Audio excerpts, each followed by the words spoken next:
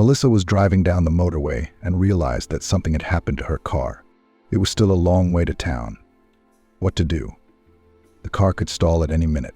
She felt that her car was not behaving as usual. It seemed to be fine, but different than it always was. The girl looked at the navigator. It was still 20 kilometers to town, with forest all around. Please, please, she pleaded, don't glitch, not now. Let's at least get to town, or better yet, home.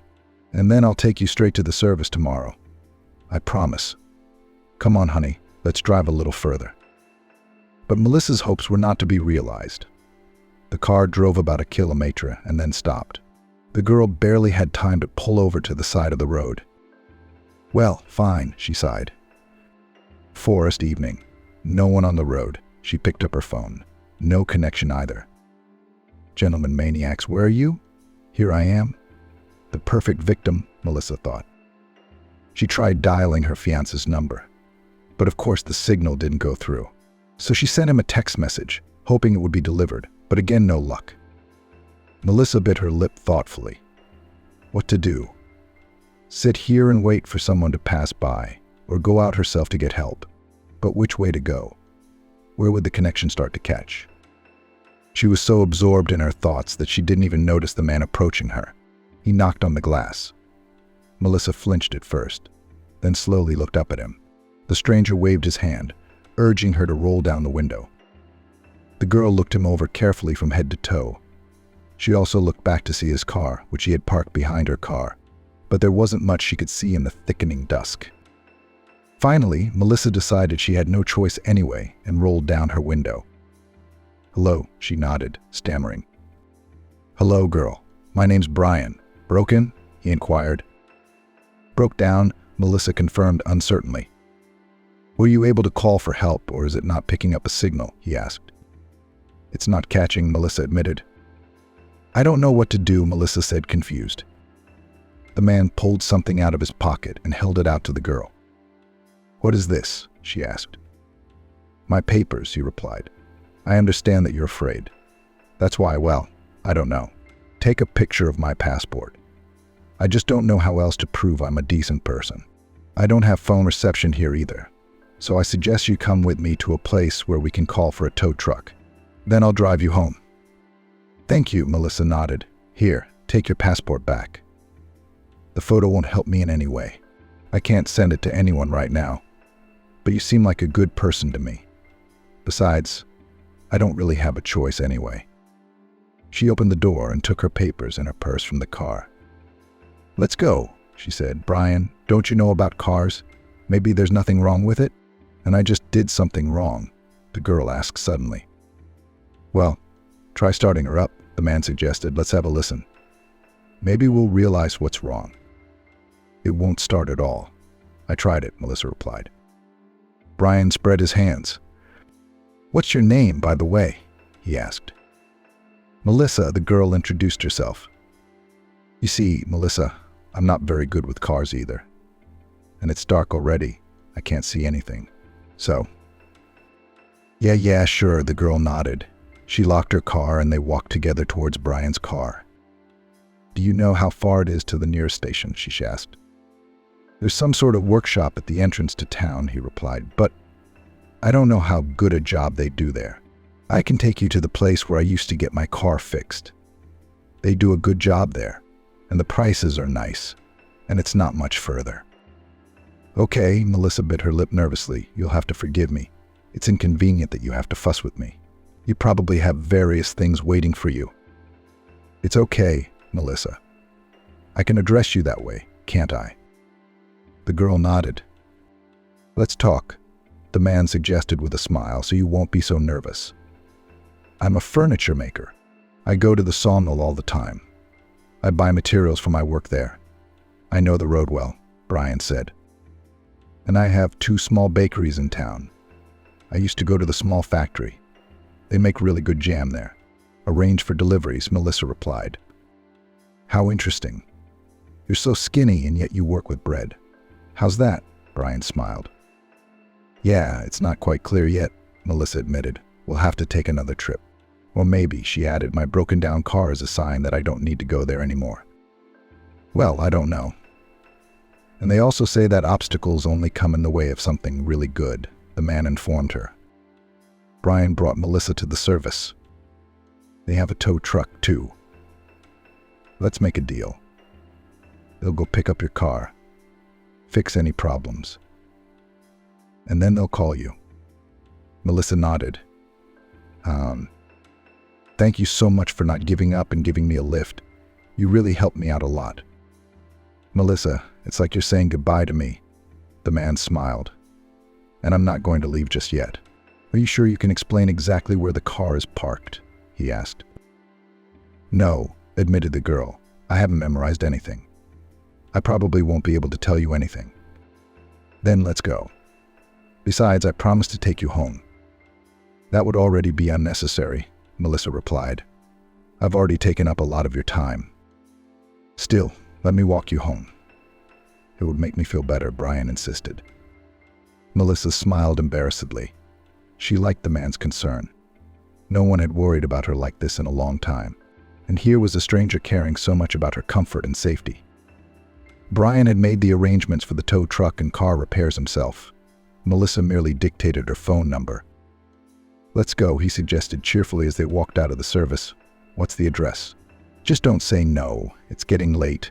By the way, Melissa, can you tell me a secret? What's the name of your bakery? I wonder.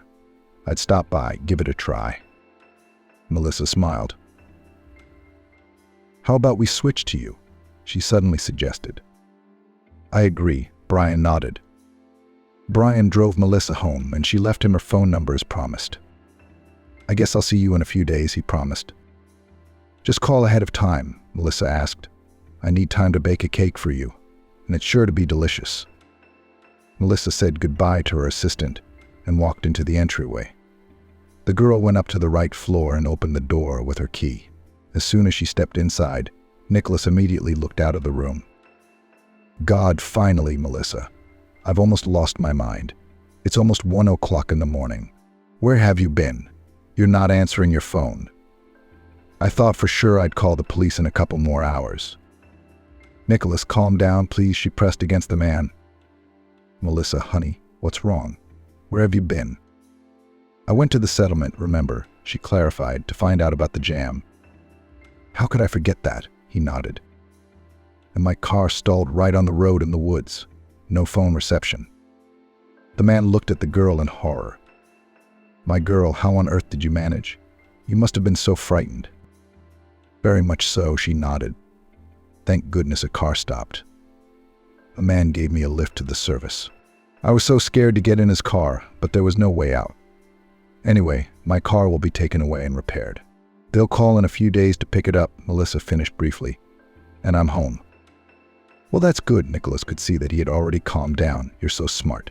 Totally made it through. Tired, I guess, Nicholas said. Tired, confirmed the girl, and hungry. And I'm hungry, agreed the man. I was so worried while you were away that I couldn't eat a bite. Let's go cook something. How was your day? Melissa felt like if they didn't talk now, she'd fall asleep just walking. Pretty good overall. The flour came in, the butter. I took everything in, checked everything out. Chloe rang tonight. She's going on sick leave. She's got a cold. But I found a replacement for her the day after tomorrow. Thanks, Melissa nodded. What would I do without you? My helper. Oh yes, Nicholas perked up. Also, the wedding planner called. Says we need to discuss flowers. But here, I'm sorry, Melissa, I didn't get involved. Flowers aren't my area of expertise at all. I said you'd call her back tomorrow yourself. Melissa nodded. Yes, thank you very much.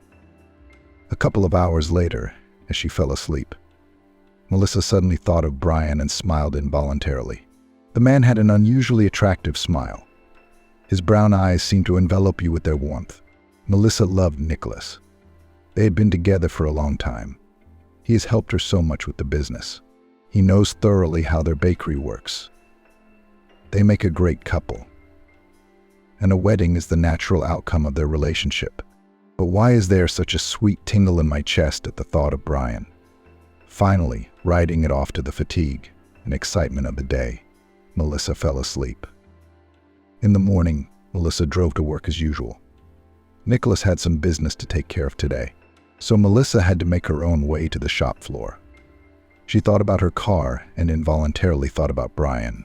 The man hadn't called yet. Melissa had his phone number, too.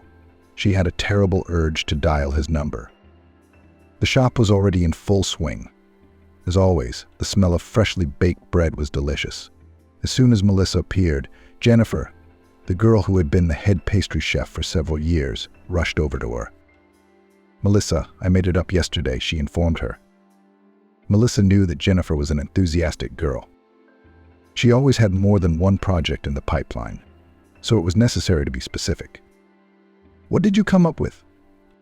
"Yes, I came up with a recipe for your wedding cake. I want to do something totally unique, and I came up with the whole thing yesterday. Come on, I'll show you around." Jennifer excitedly talked about the filling, but Melissa listened half-heartedly. "Melissa, what's going on?" she asked. "It's like you don't care. I'm telling you about your wedding cake." Melissa nodded. I'm listening, she replied.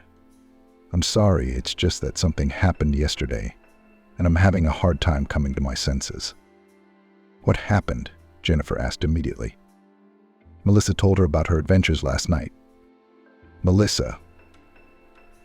"But it's not pleasant. Of course, all of it. But you have a wedding in a week. You've got to pull yourself together somehow. Get your mind right already. It's all just petty problems. You don't understand. This man, Brian, who helped me, I think about him all the time. I know you can't, but I do. It's just that things with Nicholas and I have been kind of off lately." "Ah, I think things are great with you too. You're such a beautiful couple. He loves you and you love him. Don't you think it's just wedding excitement and you're imagining things?" "No, it doesn't seem that way to me," she objected. "Nicholas and I have always had a calm relationship. You know, the passion, the falling in love, never happened. You've joked yourself that he and I are like an old married couple. Everything was measured and calm." "You were okay with that, weren't you?" Jennifer reminded him. "Sure, he's been working for me for almost 3 years now. We've been together that long, and he's not just my deputy. He's put his heart and soul into these bakeries." Melissa sighed. "Especially since it doesn't work out with the kids either, and he puts up with it. Never a word of reproach. I thought that's the way it was supposed to be, that Nicholas was the best option for me, but lately we've lost that. He's still always there for me. Seems to always be there to comfort and support, but at the same time, it's like he's gone. He's distanced himself from me. And yesterday with this Brian guy, I never felt like that, you know. He's like I don't know, like my soul mate, like a person I have to have around. It's like an obsession. You know, I think as far as Nicholas is concerned, you're just tired of preparing for the wedding, especially since you've never argued as much as you have over her. You want a modest wedding, he wants a lavish one. It's clear that you're constantly clashing over little things, and it seems like you don't understand each other that well anymore." Jennifer smiled. "Also, you should see this Brian guy again." "What's that for? I've been thinking about him all morning already." "Because you were tired and scared yesterday, and he helped you through a difficult situation. So you thought he was a prince on a white horse. And when you see him in a normal setting, all his charm disappears. You'll realize he's a perfectly ordinary man." Melissa nodded. "I guess you're right. I was a little nervous last night. So what's up with the cake?" That evening she called a taxi again, because Nicholas was still busy. She suddenly caught herself thinking that she had no idea what her fiancé had been doing all day today. She paid the cabbie and got out of the car. "Melissa," she heard someone call out to her. The girl looked up and saw Brian walking towards her. "Good evening." "Evening. What are you doing here?" she wondered. "We switched to you yesterday," Brian reminded her. "Here, take these." He handed her car keys. "The car's over there. She's fine. All the faults are fixed. I put more petrol in it, by the way." Melissa was taken aback. "Brian, but it wasn't worth it. How much do I owe you for all this? Why did the service call you and not me?" "Yeah, I'm so embarrassed," Melissa said. "I arranged for them to call me myself because I really wanted to see you again. And you don't owe me anything," he smiled. except for a cup of coffee. Why don't we go out? Sit for a while, just talk. I really enjoyed spending time with you yesterday. Melissa sighed. So much for realized he's a regular man. There seems to be absolutely nothing ordinary about Brian. Okay, she accepted the invitation, to her own surprise. So, what are you so lost in the morning? Jennifer asked. Did you have a fight with Nicholas? No, Nicholas wasn't home last night. I was asleep when he got home. Do you even know where he was? Jennifer asked. Or are you not interested in where your man spends his evenings? Yes, he went to a factory in the neighboring region, negotiating deliveries. It's a long journey. So he arrived late. What bad timing, Melissa spluttered. So what else happened? Brian brought my car to me yesterday. Can you believe he paid for everything? Went to the service and waited for me outside my house with my car. Didn't charge me any money either. Maybe he's a maniac and he's stalking you. Jennifer, what are you talking about? Melissa shook her head dejectedly. He's a good, honest man and so caring. So, girlfriend, he brought you the car. What happened next? Did you thank him, take the keys and go home? Not exactly. He took me to a cafe, and we sat there for about 4 hours. And kept talking. Jennifer, I've never had such a good time with anyone. My whole life just turned upside down. I thought I was going to live my whole life with Nicholas and never know what real feelings were. And now you see how it is. Are you trying to cancel the wedding? Melissa sighed and covered her face with her hands. I don't know. I don't understand. It's just that I'm in love, you know. And he has feelings for me too. Melissa sighed. He says he never believed in love at first sight, that he thought it was silly for schoolgirls, but he saw me. Melissa, Jennifer sighed. You don't know him at all. Yes, I do. I understand everything, Melissa replied. And Nicholas has been by my side for so many years. He loves me, keeps me safe. He cares about my business like it's his own. And then, he's never once reproached me for not being able to give birth to him. For a man like Nicholas, any woman would give everything she has. And she waved her hand. Look, Jennifer looked at her friend. On the other hand, you have a right to be happy. And more importantly, Nicholas has that right too. If you don't love him anymore, maybe it's more honest to say so. After all, that would make 3 people unhappy at once. Say, Jennifer? Melissa jumped up and started pacing from corner to corner. Tell him what? That he spent so many years with me. Raised my business with no expense spared. And now that I'm doing okay. No, it's not even okay. My business is doing just fine. I'm gonna quit. Do you know what that's called? That's betrayal. No. You can't cancel the wedding. Melissa froze. I need to block this Brian's number and forget about him and just get ready for the wedding. Jennifer, just you please don't say anything to Nicholas, I beg you. I won't, Jennifer sighed. Of course I won't say anything. Melissa was determined. She had indeed blocked Brian's phone number. True, every night before she went to bed, she unblocked his number and looked at the messages on all the social media sites, hoping that he had called or texted her. But she hadn't heard from Brian, which is not surprising, really. I mean, she had told him she was getting married. Melissa realized that it seemed for the best, that it was the right thing to do. But despite that, she was angry with Brian and very nervous. Because of that, she was taking it out on Nicholas over nothing. They had already had several fights. The wedding was only 2 days away when Nicholas couldn't take it anymore. Melissa, what's going on? We've been fighting all the time lately. Isn't there anything you want to tell me? I'm having a stag party tomorrow and I don't feel like going to it. It feels like we're having a funeral instead of a wedding. Nicholas, what are you talking about? Melissa said indignantly. Well, it doesn't. Can't you see? The man wondered. We fight all the time over every little thing. And it's not just about the baker. It seems to me that absolutely everything annoys you. Melissa sank into a chair and covered her face with her hands, hiding from the world. She needed a moment to herself.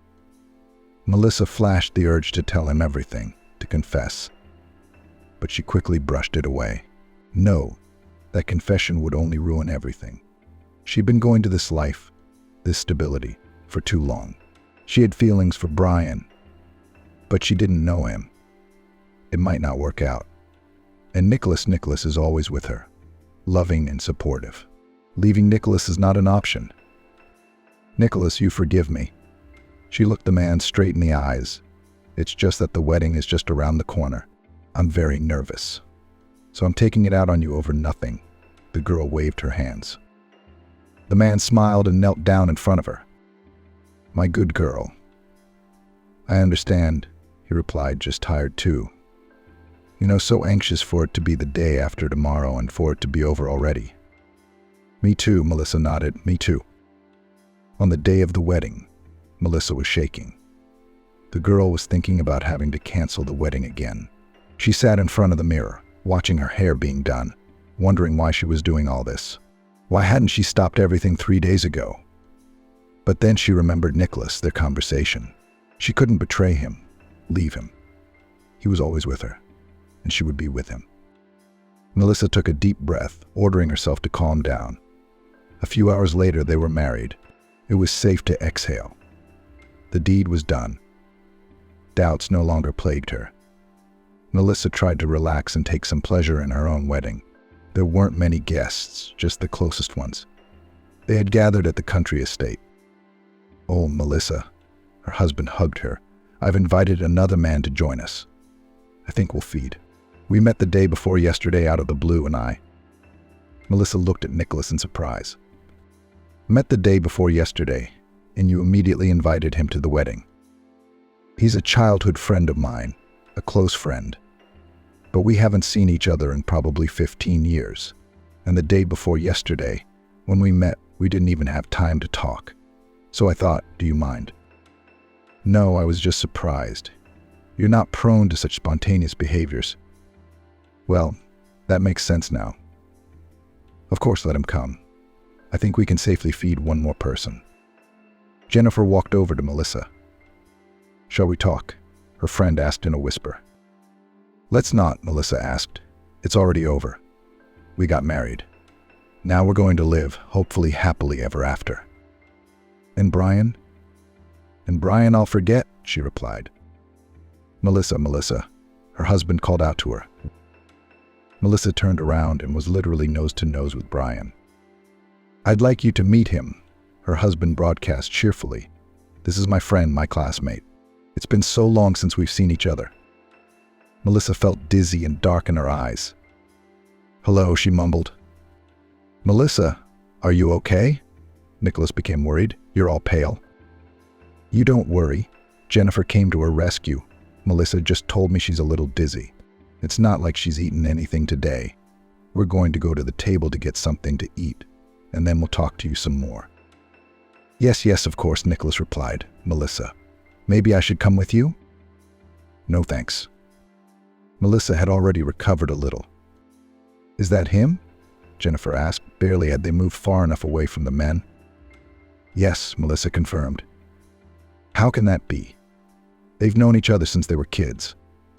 Can you imagine? What if Brian tells about us knowing each other? Look, but he's not stupid, Jennifer replied.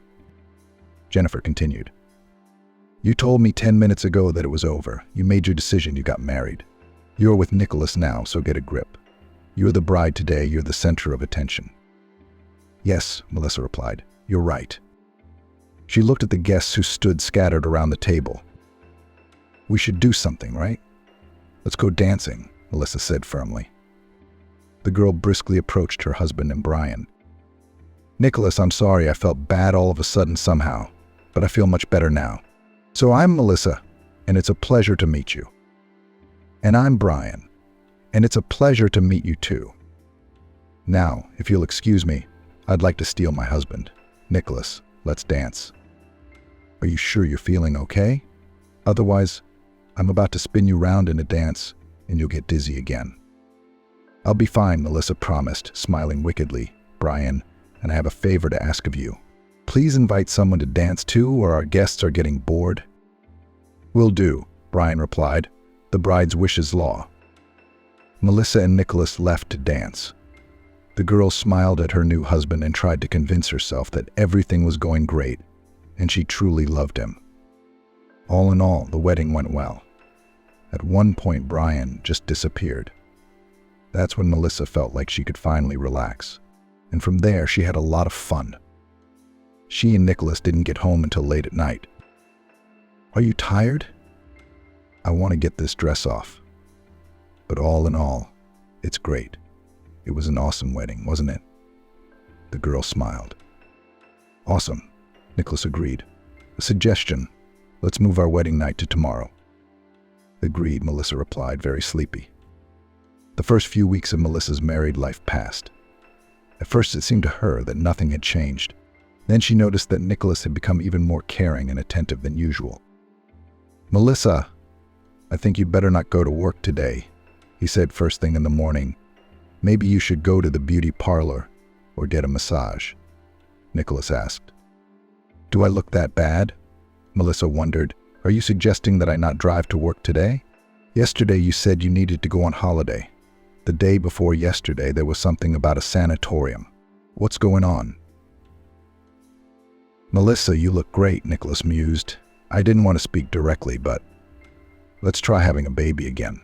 You know what I've been thinking? You've always worked really hard. There were problems with the business, but we're doing well now. Maybe you should take some time off. Get some new emotions. Relax. Then we can make this work. Melissa, I suggest you work a little less temporarily, at least for a few months. Melissa bit her lip. Maybe we could try seeking medical help, she suggested. Well, I get it, Nicholas nodded. If it's okay with you, I'd give it a try. Melissa, I love you, and you're enough for me. But I think you should try every possibility before giving up. I agree, the girl nodded. Then we should go to the doctor. Nicholas nodded in agreement. Let's read about the different clinics. We need to pick a good one. Literally a couple of days later, they were already sitting at the doctor's appointment. Well, before we discuss anything, we need to take all the tests. You say you recently got married. Preparing for a wedding is usually a lot of stress. Perhaps the whole process is best put off for a few months. In any case, let's see the results of the test first, and then we'll discuss further plans. Agreed, Melissa nodded. It had been almost 3 days since she'd had the tests. You're not angry, Nicholas asked at the end of the 3rd day, that I got you involved in all this? No, I want to figure it out too.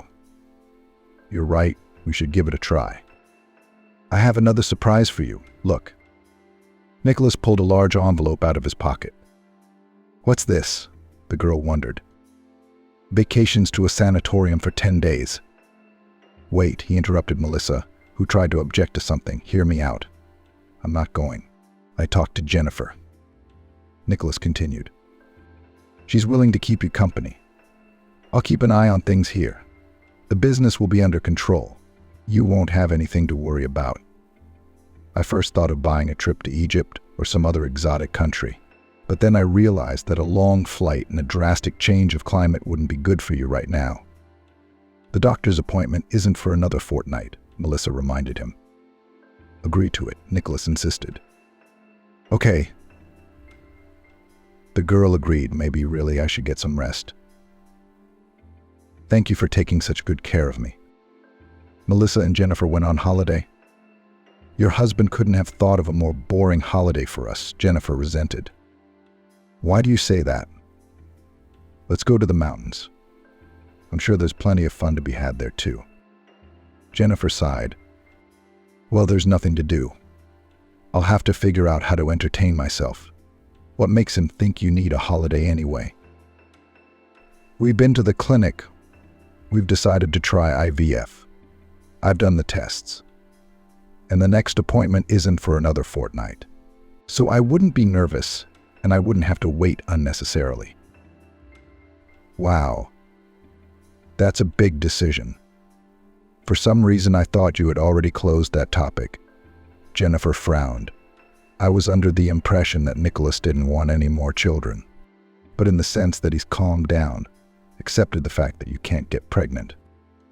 I thought you were happy for us, Melissa wondered. I am happy, It's just unexpected. You've only been married 2 weeks and the subject came up right away. And I think it's legitimate. We're an official family now. Maybe you're right, Jennifer replied. On the third day of their holiday, Melissa received a phone call from Nicholas. Honey, we have an emergency, he informed her. How could we not have thought this through? What happened? Nicholas, don't scare me, Melissa exclaimed. They came to the bakery to check the counters. You know it's important. The inspection is coming up, and I don't have power of attorney. I need the owner of the premises. Did you talk to him? What do we do now, Nicholas? I'll buy a ticket for the next plane. No, wait, Melissa. I didn't mean to call you. Nicholas cursed. Damn, I didn't mean to worry you. It's just that the test will probably be as early as Wednesday. You won't have time to go back and get everything done. Why don't you go to the notary, get a power of attorney for me? If you get it done today, they'll have the meters changed by tomorrow. Melissa hesitated for a moment. Okay, she finally said, I'll figure it out now. There's probably a notary here.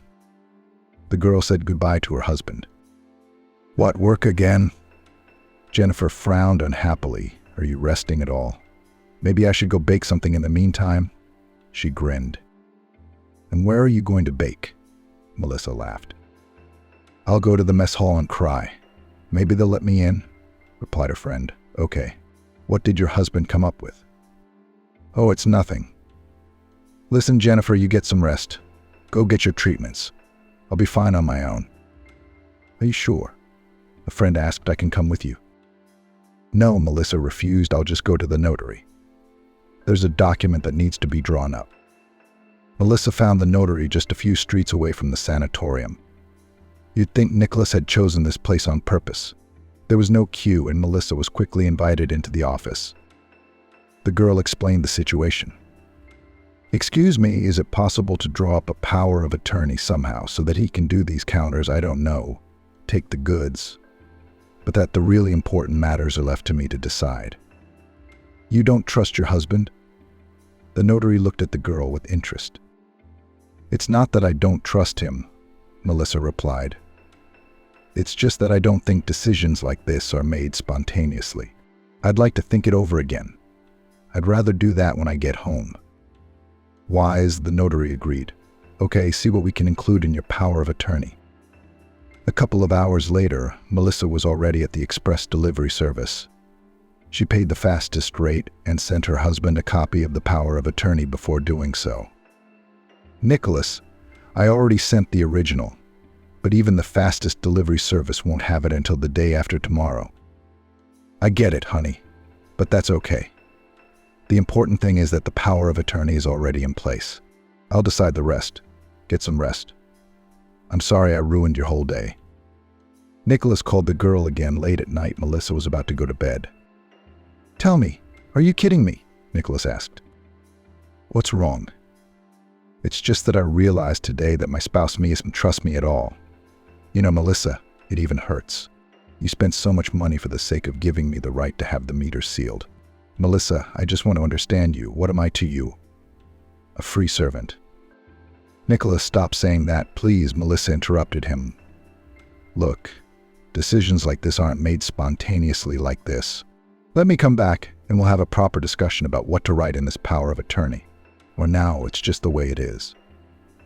I'm just offended that you didn't even want to talk to me. You just went straight for me. What kind of relationship do we have? The girl asked. It's just that I wanted my wife to trust me more. Especially since I've proven to her year after year that I'm a great employee and more concerned about the well-being of her firm than anyone else. Melissa, I put my heart and soul into your bakery. I've worked hard and spared no effort or time. I know Nicholas, and I really appreciate it. I really do. And I should have made a power of attorney for you a long time ago. It's just that I want us to talk things over together.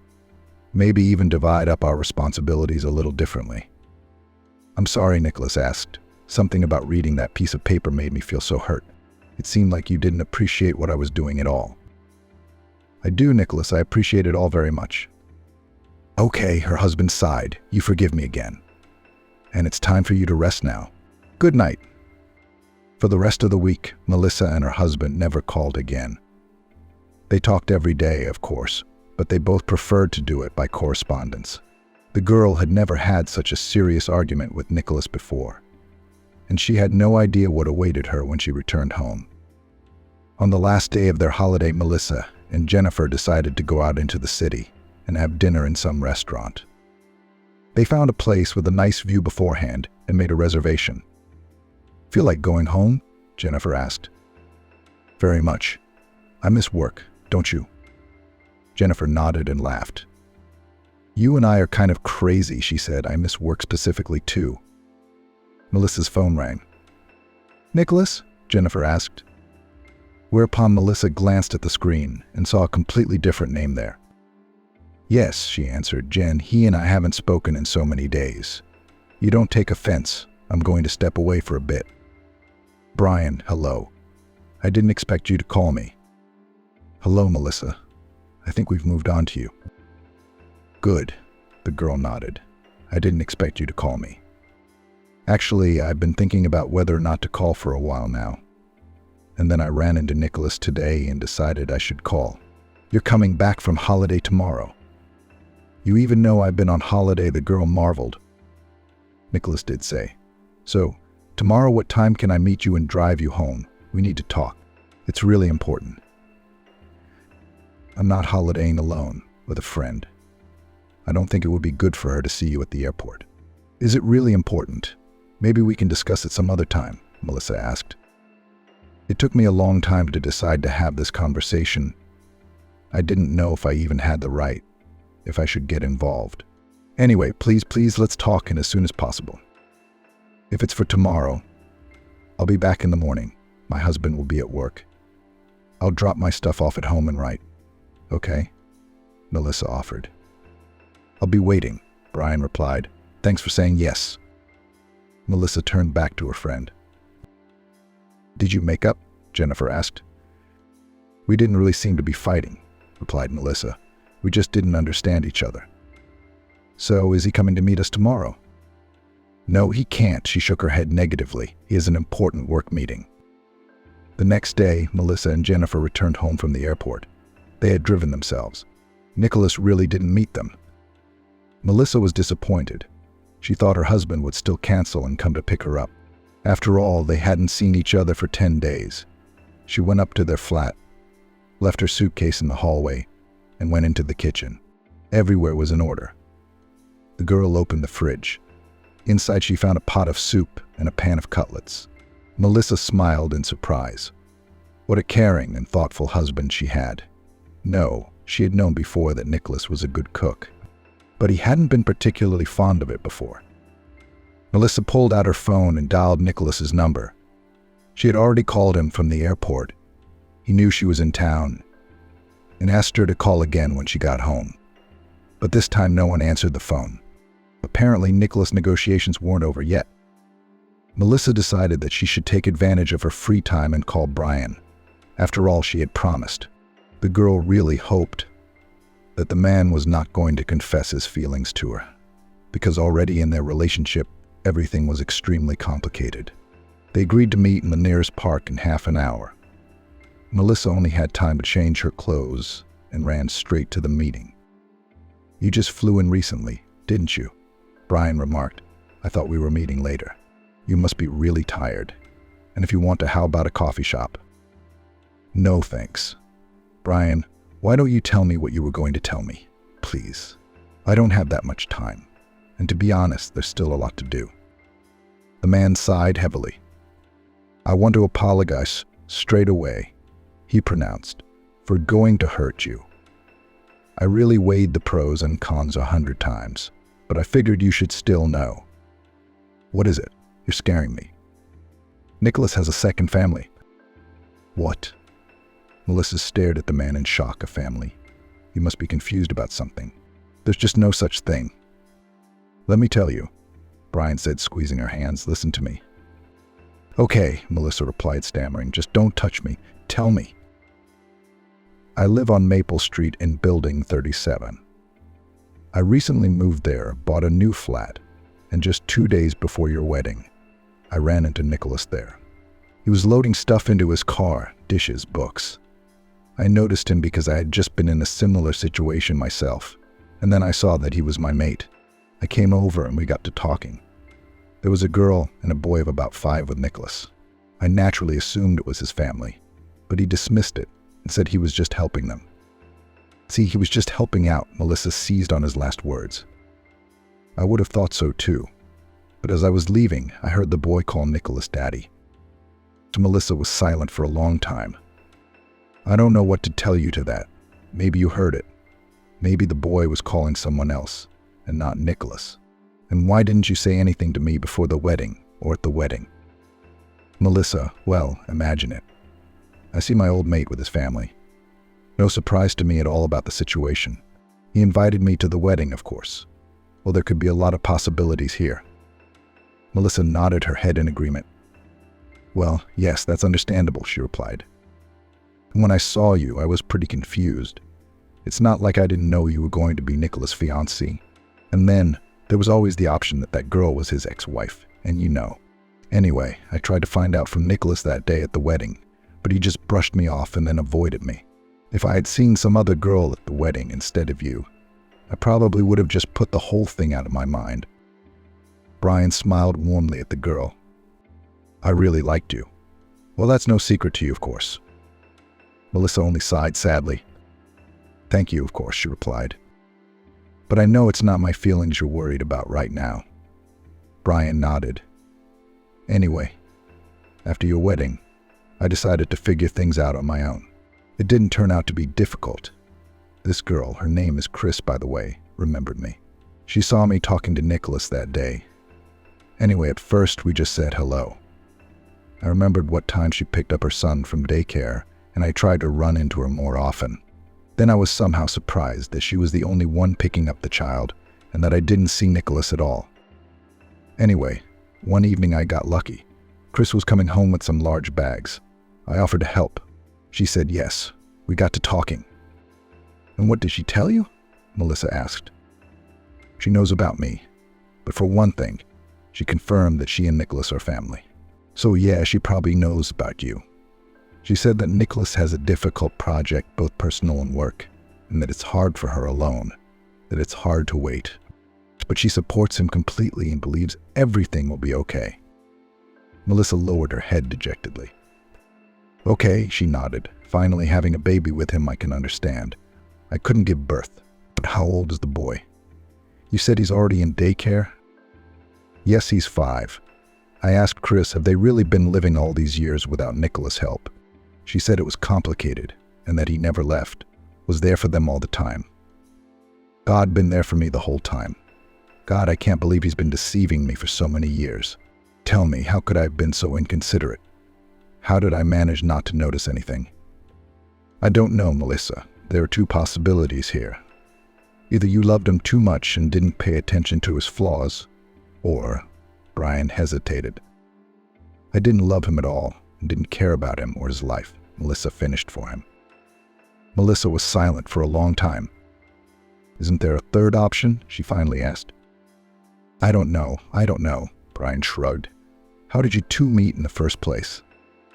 I was just starting my business at the time. Melissa began to recount. I opened my first little bakery. It was very difficult for me. Once my bakery started generating revenue, I hired my first employee right away. It was difficult to find a person because I was looking for a loader, a storekeeper, and many others. And Nicholas agreed right away and proved himself to be a great employee. I could rely on him for everything. And over the years we got used to being together all the time. I thought he was the only person I could trust completely. And I didn't care about him. I just thought things had been clear between us for a long time. But you don't love Nicholas? Brian asked. I got used to him. Melissa nodded. I was even embarrassed sometimes because he always said he loved me very much. It sounds like Nicholas managed you well, Brian remarked. Except why? He and I used to talk a few years ago about making him an equal partner in the business, that he'd buy out my share. But I don't know why I kept putting it off. It's probably my own fault.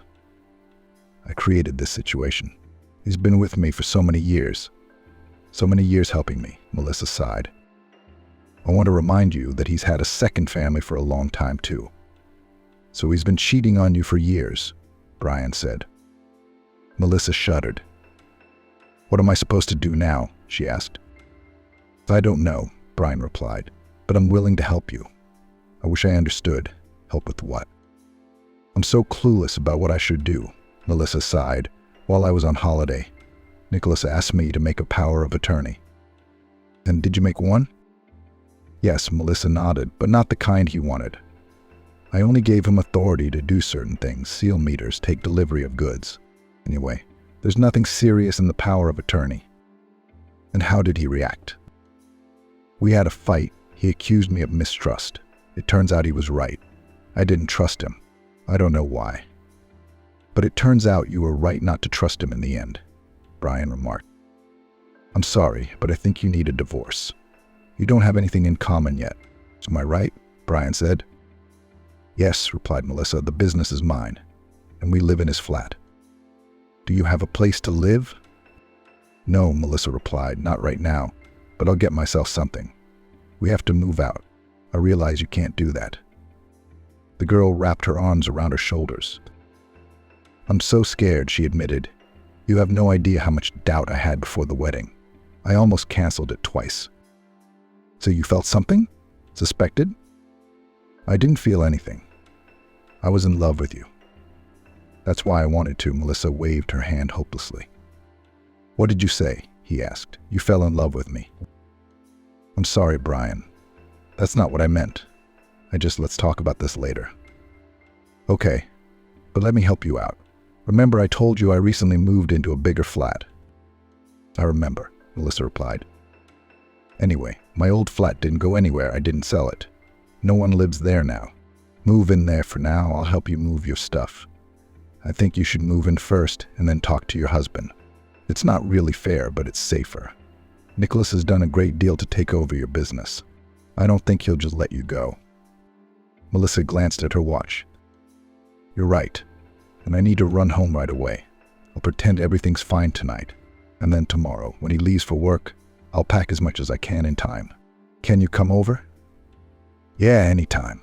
Just give me a call, Melissa. Don't worry too much. It'll all work out. Brian, I'm sorry I took it out on you like that. It'll be fine. I was the one who offered to help. Melissa returned home. Her husband arrived literally 15 minutes later. Luckily, the girl had time to change into her home clothes and get comfortable on the couch. You have prepared so much, she exclaimed, coming out to her husband. However, now she wasn't sure if it was her husband who had cooked. It feels so good. I haven't eaten. I've been waiting for you, Melissa said. No kidding, Nicholas put his arm around her. But you can't do that. You and I agreed that you would think of yourself first. I am thinking, she replied. I didn't feel like eating at all. I wanted to talk to you. I really missed you, Nicholas smiled. How was your rest? Nicholas listened patiently to his wife's story. Melissa was watching him closely now. She saw that he was distracted a couple of times, diving somewhere into his own thoughts. He was clearly not interested in what she was telling him, but Nicholas held on. Nicholas, you're falling asleep. Shall we go to bed? She suggested. Yes, let's get tucked in already. I think we need to discuss the power of attorney situation. We will, Melissa smiled. We'll talk it over tomorrow. I'll go to the shop and then straight to the bakeries themselves. I want to reevaluate everything we do and think about how to divide our responsibilities properly. Will you come with me?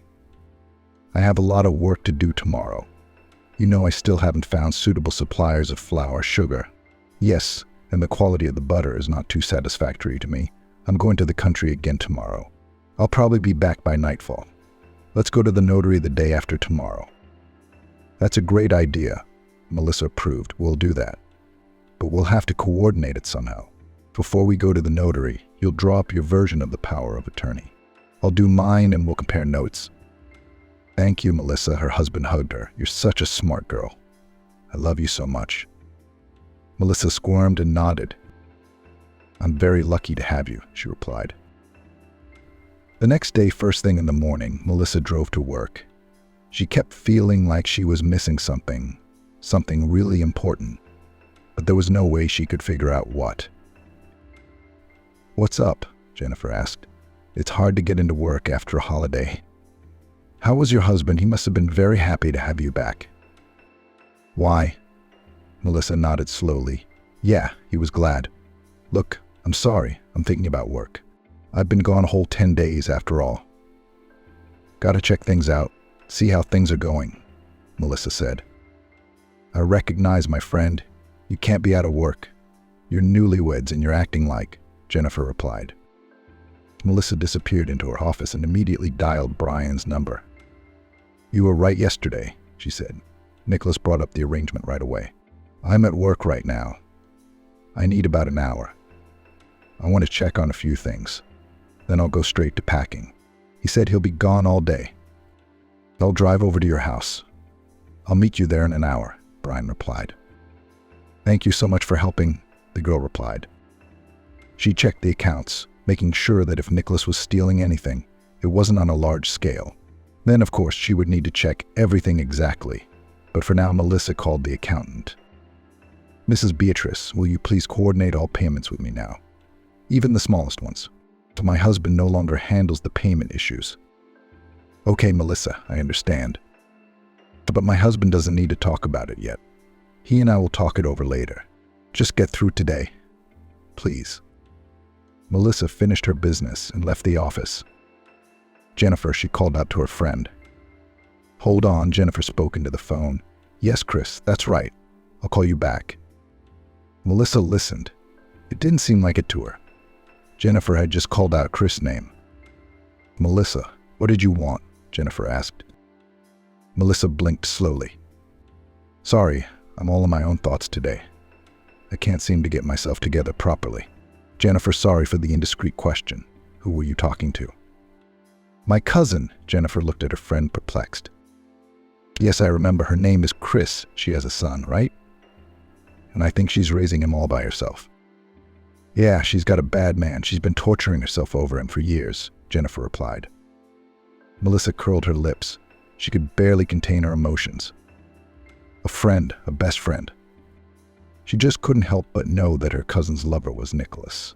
So she had kept quiet for so many years, and maybe even supported her sister. But what if she's the one who introduced them?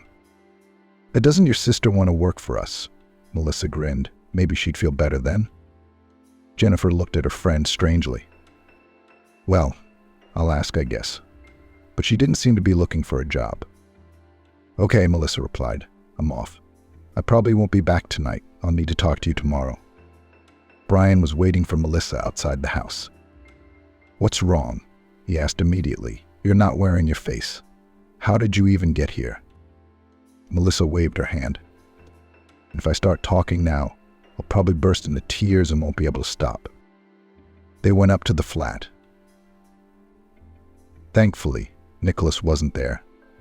Melissa quickly threw the first thing she could find into her suitcase. Brian hadn't come to her empty-handed. He had brought a suitcase and 2 bags. "And you're very thoughtful." The girl smiled slightly. "I'm lucky to have you." The girl stuffed all the bags with things. "I'll pick up the rest after the divorce," she decided. Brian carried all of the girl's things to the car. "Why don't you leave your car here for now?" he suggested. "You're so pale. You shouldn't be driving." "Let me at least move it a couple of yards away," Melissa replied. "I don't want Nicholas to know where my car is." Brian brought the girl back to his flat. "There you go." After a little tour, he said, "Here are the keys. Have you got your phone? I bought you some more food. Over there in the bags, there's cereal, butter, salt, flour. Basically, what you'll need for the first time. But it's not all there, of course. We still have to go to the shop. If you want, we can do it now. You don't have a car." "No," Melissa replied. "Later, everything later." "Did you happen to buy any brews?" the girl asked. "I'd really like some tea. And to catch my breath in general, to think." "I have," replied the man. "Let me put the kettle on. Will you tell me what happened?" "I'll tell you," Melissa replied. When you said the name Chris, I thought I'd heard it somewhere before." "So," Brian asked, "do you know her?" "Indirectly," replied the girl. "She's my best friend's cousin, the same one who works for me." "So tomorrow," she sighed, I just don't know how I'm going to get through the day." "You'll get through it." Nicholas started calling Melissa around 10 p.m. She immediately sent him a text saying she was fine. She wouldn't be coming overnight, but would be at work tomorrow after 11 and would explain everything. Melissa decided that she'd better work things out with her husband and her friend there. There would be other people there after all. Melissa didn't know why, but she was afraid of Nicholas. She filed for divorce this morning. She imagined how ridiculous it looked, just married and divorced. They couldn't live together just to keep people from thinking badly of them. Melissa arrived at work in a depressed mood. For the first time in her life, she opened the door of her own shop with this fear. Nicholas was already there. Nicholas jumped out to meet his wife. "Were you out of your mind? Where have you been? Didn't you come to spend the night? You think I didn't notice your things were gone? Melissa, you're my wife, and you're acting." "Oh, your wife?" Melissa replied. "Let's not yell. There are people around here. Let's go to the study. We'll talk there." Hi, Jennifer walked up to them. "Are you all right?" Nicholas said, "You haven't been home overnight." "I'm fine," Melissa replied. "Come by my place a little later today, please. We'll sign the termination papers and you can pick up your paycheck." "What?" Jennifer looked at her friend perplexed. "I don't understand." "And I'll explain," she replied, "first to Nicholas and then to you. You just wait." "You'd think I'd have a choice," she replied. Nicholas entered the office following Melissa. "Well, I think I've got it all figured out," he grinned. "Yeah," Melissa arched her eyebrows. "And what did you realize?" "You're not interested in me anymore," he replied. "You used me to the fullest. Boosted your business, promoted yourself. Now you're firmly on your feet. That's it. You don't need a husband anymore. You went to the sanatorium on purpose and left me in charge. Didn't you like it? Then you don't like me as a manager." Melissa silently applauded her husband. "And you're an artist," she said finally. "Well prepared. Of course you've had all night to think about it. And your second wife, your son, they have nothing to do with this situation, do they?" she asked. Nicholas clearly hadn't expected Melissa to know about his second family. The man's eyes went wide. Melissa saw a flicker of panic on his face, but he quickly pulled himself together. "Melissa, it's not what you think." "Good," she nodded. "Tell me how it really is." "Yes, I have a son, but me and his mother, we're not in a relationship. I just help her out with money. I see the boy sometimes too, very rarely." "Yeah, so how did your son come into the world?" she grinned. "But I don't hide it. I made a mistake. I made a mistake once. I was drunk, and that's what happened. I wanted her to have an abortion, and I only found out she'd given birth when the baby was a year old." Melissa shrugged her shoulders. "Please," the girl pleaded, "stop it. It sounds so awful. I don't know if you're telling the truth or not. I don't even want to hear it. I don't want to think of you as that kind of person, Nicholas." Melissa shook her head. "You lied to me all the time. Our life, everything I valued, everything I believed in, all lies. Oh, I can't be with a man like that. You're fired. We don't work together anymore. I filed for divorce this morning. I will now alert all employees that they are to report to me immediately if they see you on our shop floor or in the bakery." Nicholas looked at his wife for a long moment. "How did you know?" he finally asked. Jennifer couldn't stand it. "She's been threatening to tell me for a long time." Melissa grinned. "No, your accomplice didn't tell me anything. I don't think she would ever tell me. She was just scaring you. After all, she couldn't help but know what betrayal is. I can't forgive." Melissa brushed away the tears that had come. "You've robbed me of two good employees, my best friend and my husband.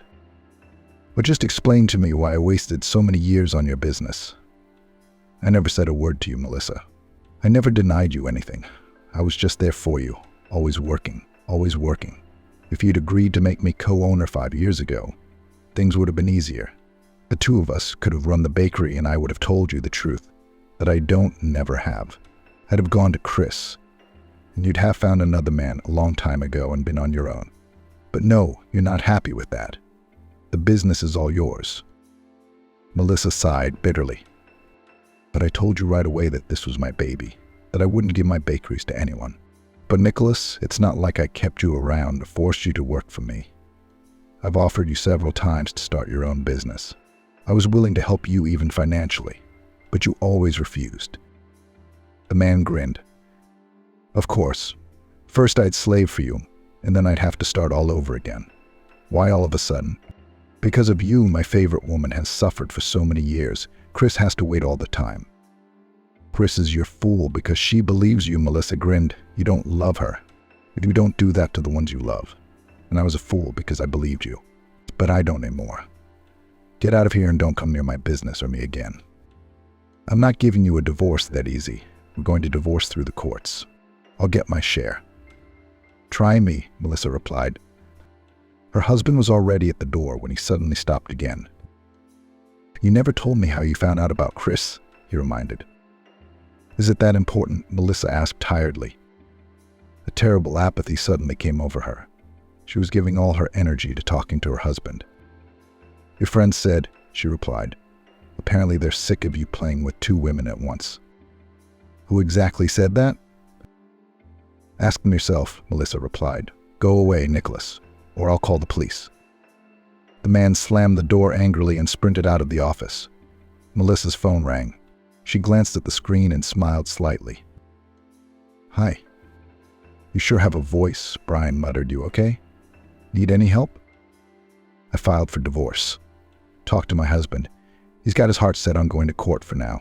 We'll see what happens next. Still need to talk to Jennifer," Melissa reported. "Jennifer is a friend?" Brian asked. "Ex-girlfriend," replied Melissa. "Melissa, can I come over in about 40 minutes? I have a conversation to have with you, and then I want to take you to lunch to take your mind off things for a bit." "A conversation?" Melissa asked. "A good one, an important one, not a bad one," replied the man. "I know it's really hard for you right now. Hang in there." "Thanks," the girl sighed. "I'm waiting for you then." Melissa just sat in the silence of her office for a few minutes and then went to find Jennifer. "Did you talk to Nicholas?" she asked her former friend. "Do you know what this is about?" "Melissa," Jennifer looked up at her with guilty eyes. "I didn't mean to, really. I'm sorry if you can." "Yeah, I'm not the one who brought them together. You don't think I did. They met without me somehow. Chris tracked him down on purpose. It's my fault, of course, for admiring Nicholas and your relationship so much, telling her so much.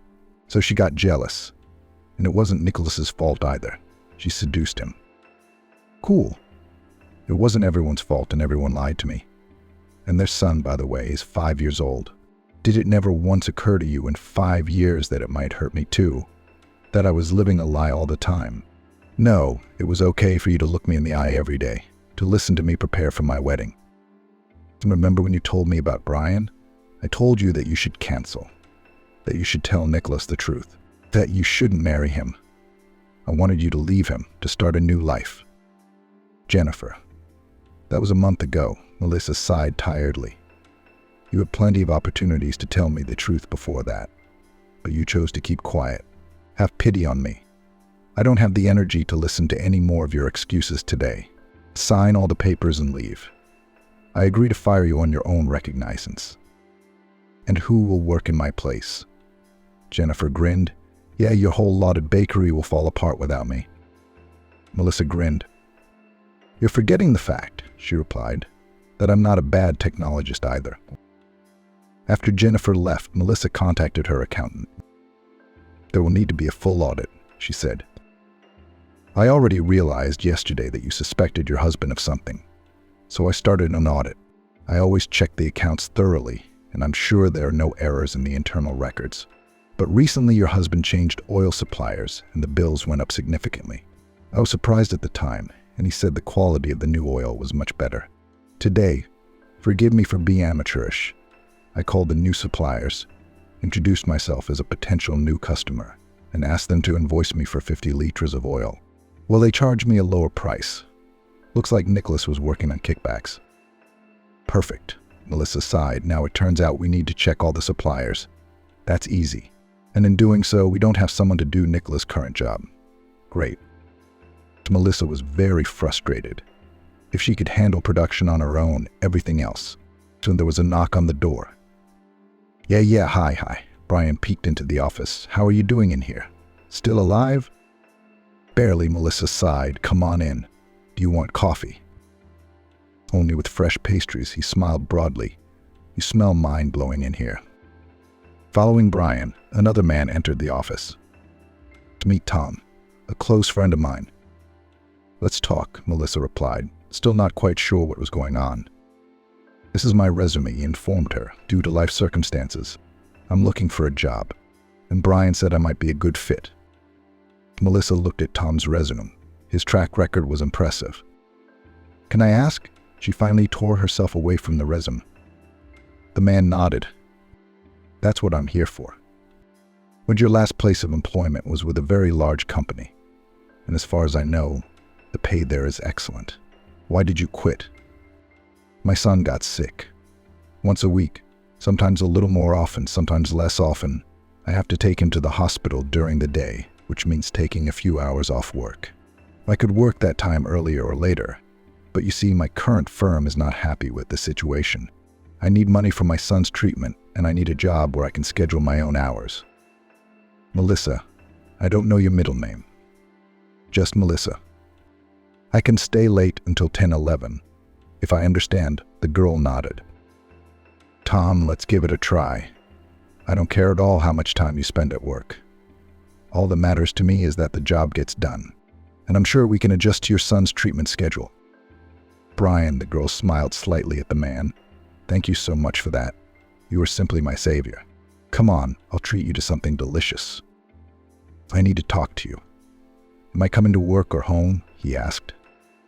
"Home," Melissa replied. "I'll be home around 7. Brian knew that the girl would soon be facing a court hearing. Nicholas refused to divorce for nothing, and yet he had filed for property division. "How are you doing?" Brian asked. Barely Melissa opened the door. "Nervous a lot," she nodded. "Can't find a place to be."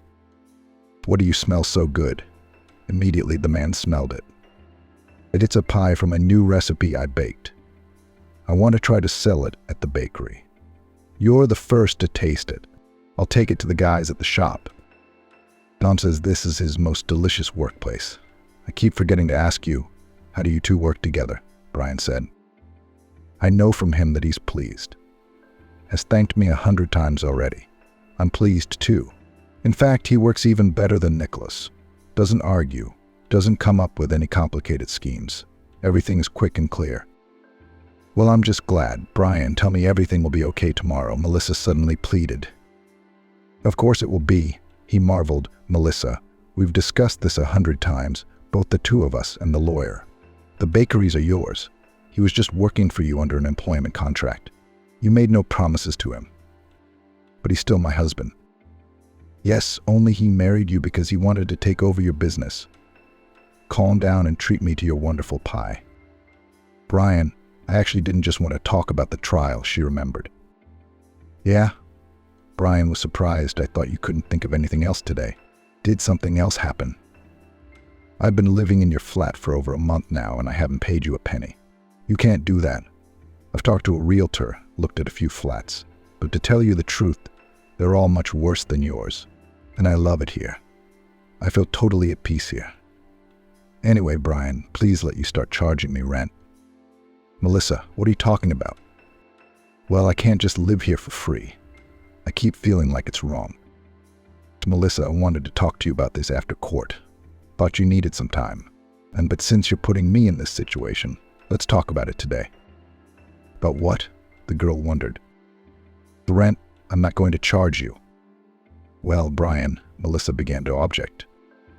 "You just don't understand." "Let me finish," Brian pleaded. "I'm not pressuring you.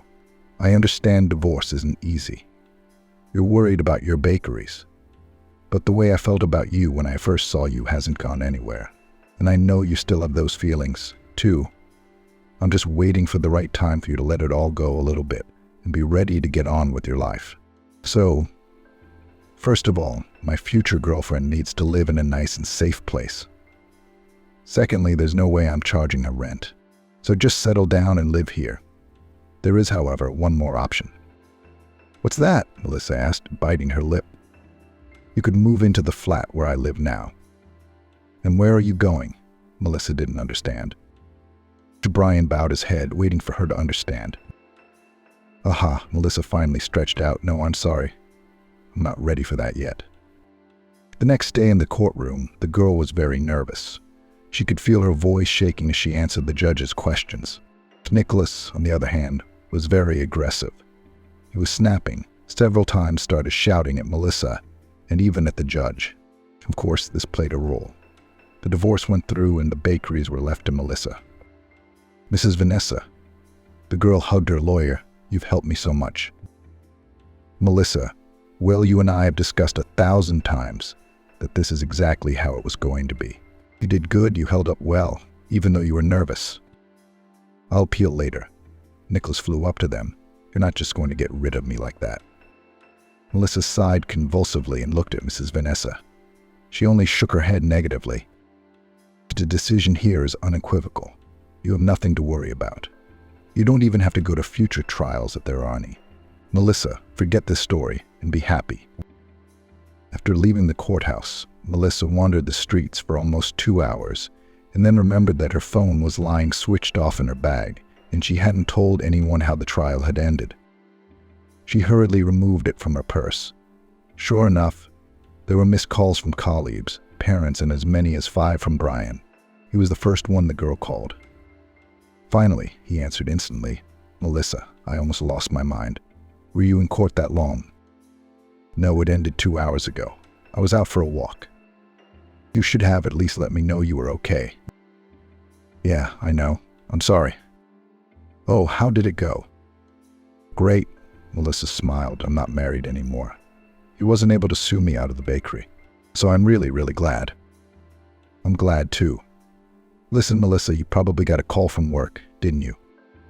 They did, she confirmed. I'm the one who put everyone on edge. I'm sorry. I was worried. Nice to meet you, Melissa said. Listen, as your future girlfriend, I wanted to invite you over for a celebratory dinner tonight. Will you come? I'd love to, Brian replied, just in time to discuss the coming of that very future. The husband and his mistress were already rubbing their hands together, but they had no idea how their wife would teach them a lesson. Kira, as long as she could remember, had always dreamed of warmth, care, and attention. All this she lacked since early childhood. Kira's mom died of a heart attack when the girl was about 5 years old. Doctors warned Adelaide about the risks, but the woman still decided to give birth. For the first few years of her life, Kira was the most loved child in the world. She vaguely remembered those times: warm hugs, her mother's gentle words, and kind smiles. But of course, Kira couldn't remember the details. Mom's face was lost in the fog. The meaning of her phrases slipped away. Then Kira was left alone with her father, a sullen and taciturn man. He fulfilled his parental duties faithfully, fed his daughter, bought her clothes, even checked her lessons. But any heart-to-heart talks were out of the question. Her father asked only specific questions about her grades at school, her health, her plans for vacations. Sometimes he wondered if someone was hurting his daughter. That was all. Kira didn't know, couldn't remember if Dad had always been so unsociable, or if he had been so changed by the death of his beloved woman. From neighbors, Kira had heard more than once that her father loved her mother very much, long sought the favor of a modest beauty, and then, when Elsa married him, fulfilled her every wish. Kira was hard to imagine her eternally dissatisfied with something father so romantic, in love, attentive. Becoming older, the girl understood the father blames his daughter for the death of her spouse, accidentally overhearing his conversation with a neighbor. The men were standing in the stairwell and Kira was just returning from school. The anniversary of Mom's passing was approaching. That's probably why the neighbors, longtime pals, had struck up this conversation. I told her to get an abortion, Dad said quietly. And she wouldn't have it. Let it be, she said. She had a feeling it would end well. Kira, hearing these words, froze under the stairs. She just couldn't go up now and make her presence known. Well, that's how it ended up being okay at first, Uncle Vince, the neighbor, pointed out. Kira knew her mom was friends with his wife and Aunt Elsa. Kira was born. Adelaide still had a whole 5 years to live afterward. That's so sad, Dad agreed.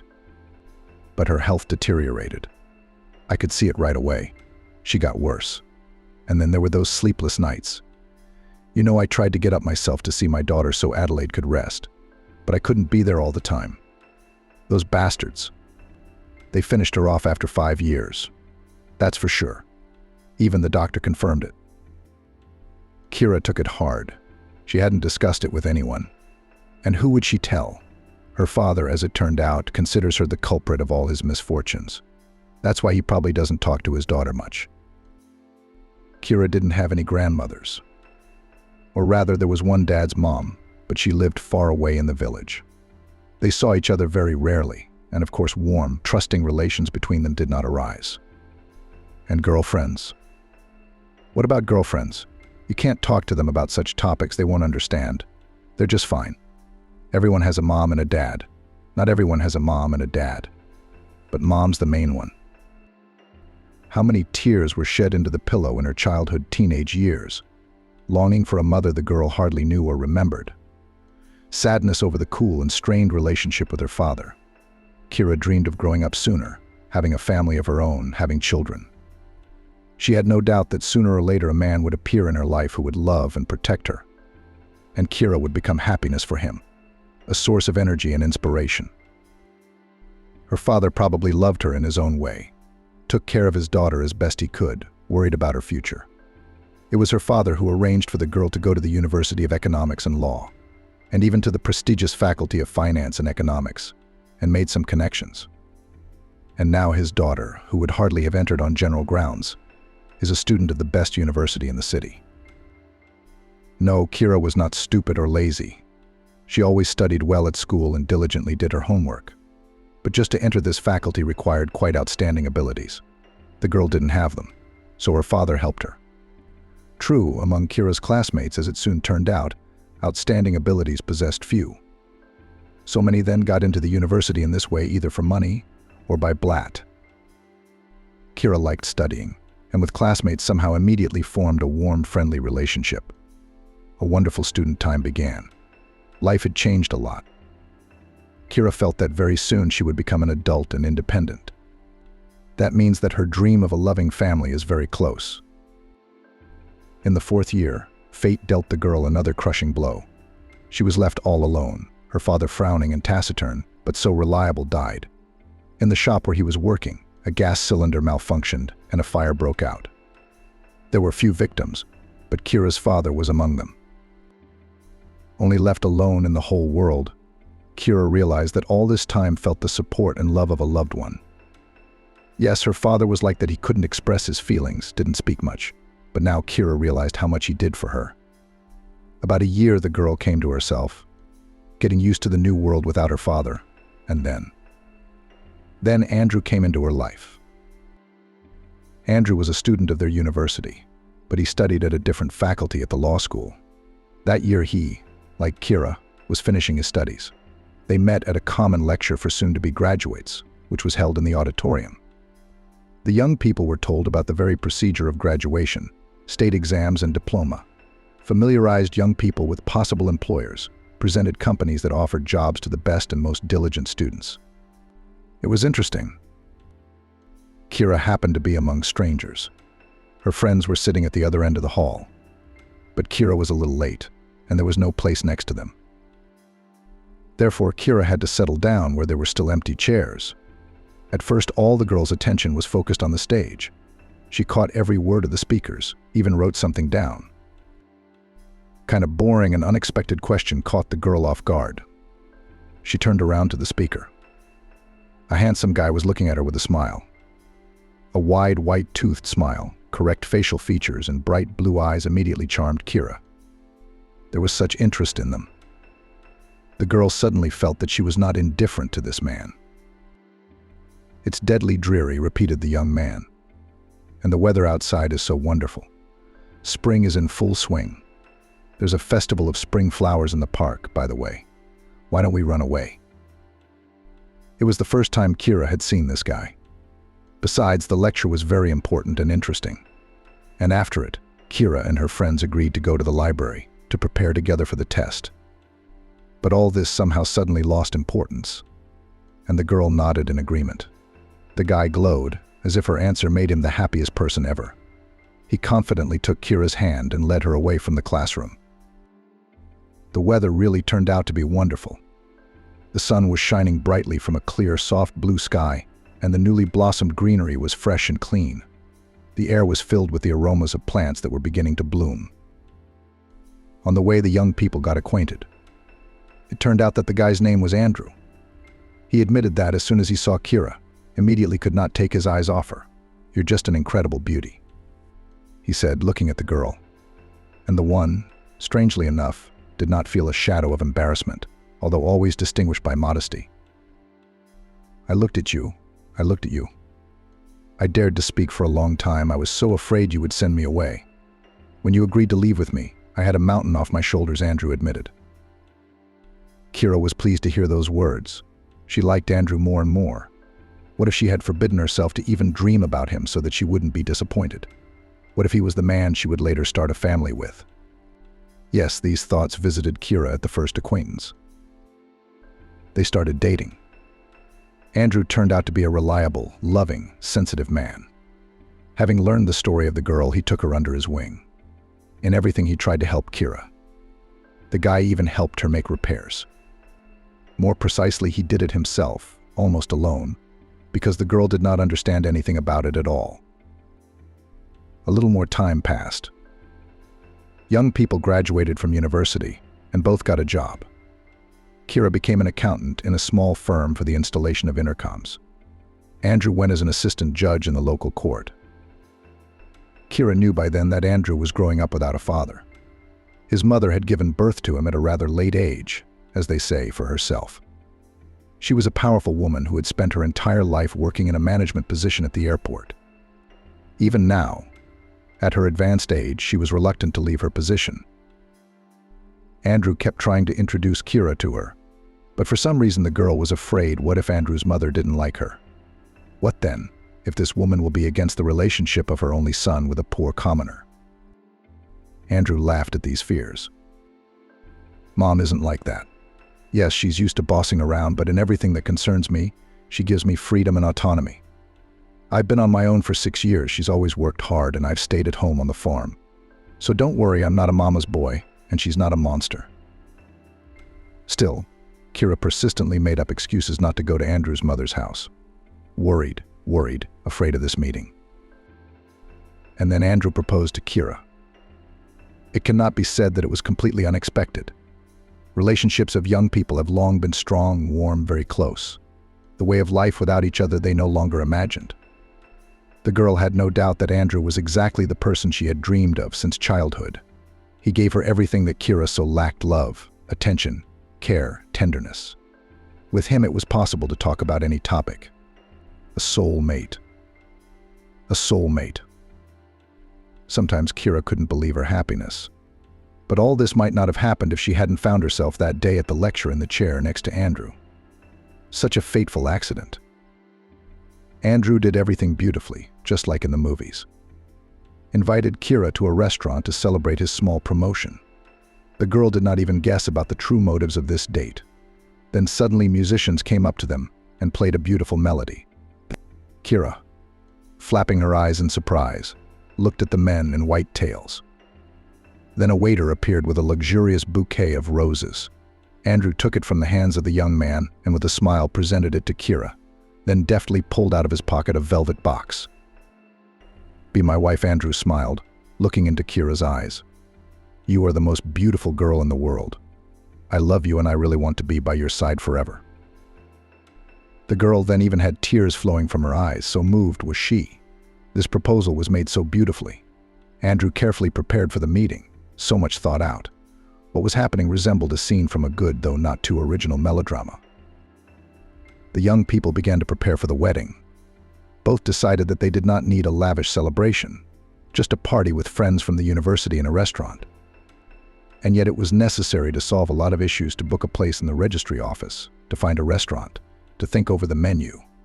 And of course now Kira had to meet Andrew's mom. There was no point in postponing the meeting any longer. Kira remembered the day she'd first seen Maggie. The girl had been terribly nervous, but the woman who opened the door seemed to be smiling at her quite genuinely. Tall, slender Maggie looked very stylish in her elegant dress, with her hair slicked back smoothly. A real lady. and she behaved in a very friendly and polite manner. True, Kira immediately realized that Andrew's mother belongs to the so-called cold type of women carrier, accustomed to work hard, compete, and achieve their own. From such a woman cannot wait for heartfelt conversations, warm hugs. You couldn't expect any worldly advice from her. Maggie will definitely not become a second mom. And in the role of a cozy grandmother, spoiling grandchildren with pies, it is also difficult to imagine her. But that's the small stuff. Maggie caused Kira respect and even admiration. You bet, because she achieved so much on her own, became a big boss and a wonderful son raised. All this alone, without the help of her husband or relatives. After the wedding, the young people began to live in Kira's apartment. Both worked. Andrew received a good salary. Enough even for some excesses, cafes and restaurants, beautiful clothes, concerts, and most importantly for traveling. For 2 years of marriage, Young managed to fly to the sea 5 times. Not to luxury resorts with 5-star hotels, but still it was a wonderful vacation. Fun, carefree, full of sun and warmth. Kira and Andrew together learned to lead a household. In principle, the young wife knew how to do everything because she had been living alone for a long time. But the head of the family had to master new skills. Although Andrew coped with it quickly and even as if playfully, Kira felt happier than ever. Nearby was a man who understood her half a word. Andrew listened with interest to Kira's news, accumulated during the day, in all situations took her side, and also often hugged his young wife on and off. Kira realized that she finally met the man she had dreamed of for so long, and mentally thanked fate for this chance encounter. And then the newlyweds had their first son, Max. The name was chosen by Andrew. That was the name of his neighbor, who paid a lot of attention to the boy and became for him a kind of replacement for his grandfather. This was a respected man, serious, intelligent. He headed the local factory for a long time. That would be our Max, as smart and responsible turned out, dreamed the young father, rocking his tiny son in his arms. Kira nodded her head. She had slightly different plans for this child. The young mother wanted Max to be happy and healthy, and the rest was not so important. You didn't have to be a factory manager at all to feel joyful and peaceful. Max really turned out to be a lively and incredibly curious kid. He was ahead of his peers in many ways. Early went, early spoke. The baby constantly asked his parents questions, was interested in the world around him, tried to understand literally everything. Newly baptized parents did not want a soul in the firstborn. And so when he was about 4 years old, they decided that it was time to give birth to Max's little sister. Kira hoped that she and Andrew would have a daughter.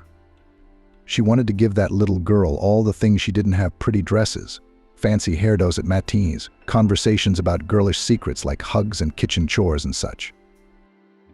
But Vince was born a wonderful blue-eyed baby, charming in the first days of life, charismatic, attracting the attention of others. Well, for a daughter then? Next time Andrew smiled, rocking the stroller. It was their first family stroll through the city. Max was holding onto the handle of the stroller too. He was so looking forward to his brother, so excited to see him. But when Vince was brought home from the hospital, he was a little disappointed. It turned out Max had hoped his brother would be older right away. He'd imagined a boy with whom he could play catch-up or hide and seek. Time flew by at a dizzying speed. It turned out that coping with a couple of little boys at once is not so easy. And then Maggie suddenly came to Kira's rescue. Every day after work, her mother-in-law hurried home, quickly changed her clothes, had dinner, and went straight to her daughter-in-law. Andrew was often delayed in court, sometimes came only late at night. By evening, Kira was completely exhausted, and at this difficult period, Maggie appeared. To take care of the grandchildren, she would go out with the kids to walk in the yard. Sometimes they'd go farther, to the park. It was only 2-3 hours a day at the most. But how Kira waited for them every time. While the children were away, she had time to clean up, cook something, go to the bathroom. And all this in peace and quiet. It would seem a trifle, but for a young, tired mother, it was a real salvation. How grateful Kira was to Maggie. She repeatedly told her mother-in-law about it, and the latter smiled discreetly and replied that she herself was happy to communicate with her grandchildren. No, a warm and close relationship between daughter-in-law and mother-in-law never developed, although Kira wanted it very much. She invited Maggie to tea, tried to make frank conversations, But this woman was some too aloof, cold and inaccessible, like the Snow Queen. Either she had such a character, or she didn't like Kira very much after all. Eventually, Kira stopped worrying about it and accepted the situation as it was. Maggie did not interfere with her daughter-in-law with advice, reproaches, and moralizing. She appeared when Kira badly needed her, and helped the young mother a lot. Perhaps the woman herself did not even realize how she supported Kira in a difficult period. Some more time passed, the boys grew up. Now they both went to kindergarten, and Kira was finally able to go to work. There was more money in the family. The couple began to plan a summer trip to the sea. It was to be the first for their children. And then life in the country began to change. Enterprises were closing one after another. This fate befell the firm where Kira worked. The woman was out of work. Andrew's salary began to be delayed steadily, which, by the way, at the new price level was not enough even for the most basic necessities. Andrew was now practically never at home at all. After a working day in court, he ran around the city in search of part-time work, somewhere to guard a warehouse, somewhere to help unload a truck. The man grabbed every opportunity to bring an extra penny into the house. Kira was now at home. She was looking for a job in her specialty. She ran to interviews, gave ads in newspapers, but there were no results. As a result, the woman could not even find a job as a salesperson. The supply of jobs in their town at that time far exceeded the demand for them. Kira was glad that she had at least managed to find a job as a cleaner. Now she cleaned the entrances of the neighboring building in the early morning while everyone was still asleep. The pay was low, but the upside was that the job ended before noon, and the whole day was free. Money was scarce, the children were growing at a dizzying rate, and their clothes were quickly becoming too small for them. They also needed to eat a full meal. Andrew and Kira could sit on buckwheat or pasta, but the boys needed vitamins, meat, fruit, and milk. Young spouses were often close to despair. It was Maggie who kept them from being completely lost. She had long ago been cut down, as she was old enough to be on a well-deserved vacation. And just someone needed a warm place, which for a long time was occupied by a firm and principled boss. But for years of work at a fairly high post, Maggie managed to save a certain amount of money. She dreamed of buying a small house by the sea, where she expected to meet old age. But circumstances have changed, and prices have risen. Now the woman's savings would not be enough for a decent place to live, and she was not going to buy anything. So Maggie used her savings to sponsor a young family every month. Both Andrew and Kira knew that if anything happened, they wouldn't be lost. Maggie wouldn't let them go under. But at the same time, they both didn't want to abuse the woman's help, and so they tried, stretched as hard as they could. It was hard, and yet the feeling of a strong rear guard kept them from getting discouraged. Despite everything that was happening, Maggie still remained for Kira incomprehensible, almost a stranger. Her mother-in-law kept her distance from her daughter-in-law, and with her son she did not open up and did not hug. But with grandchildren, a different matter. Only next to them the woman blossomed. She unashamedly hugged, kissed, called affectionate nicknames. And the boys reciprocated her grandmother. Kira sometimes tried to talk about it with her husband. "Never mind," Andrew replied. "That's just the way she is." I will try to keep the text as close to the original as possible, without adding new sentences and paragraphs. The length of the text will be roughly maintained. Dialogues and direct speech I will highlight according to the rules of the Russian language. The text will be divided into paragraphs. Phraseologisms will be replaced by more modern or simple expressions. Punctuation marks will be inserted according to the rules of the Russian language. All names and city names will be replaced with American names written in Russian letters. Name substitutions will be made according to the suggested list or made up by yourself if the name is not on the list. Mom was always like that. He smiled.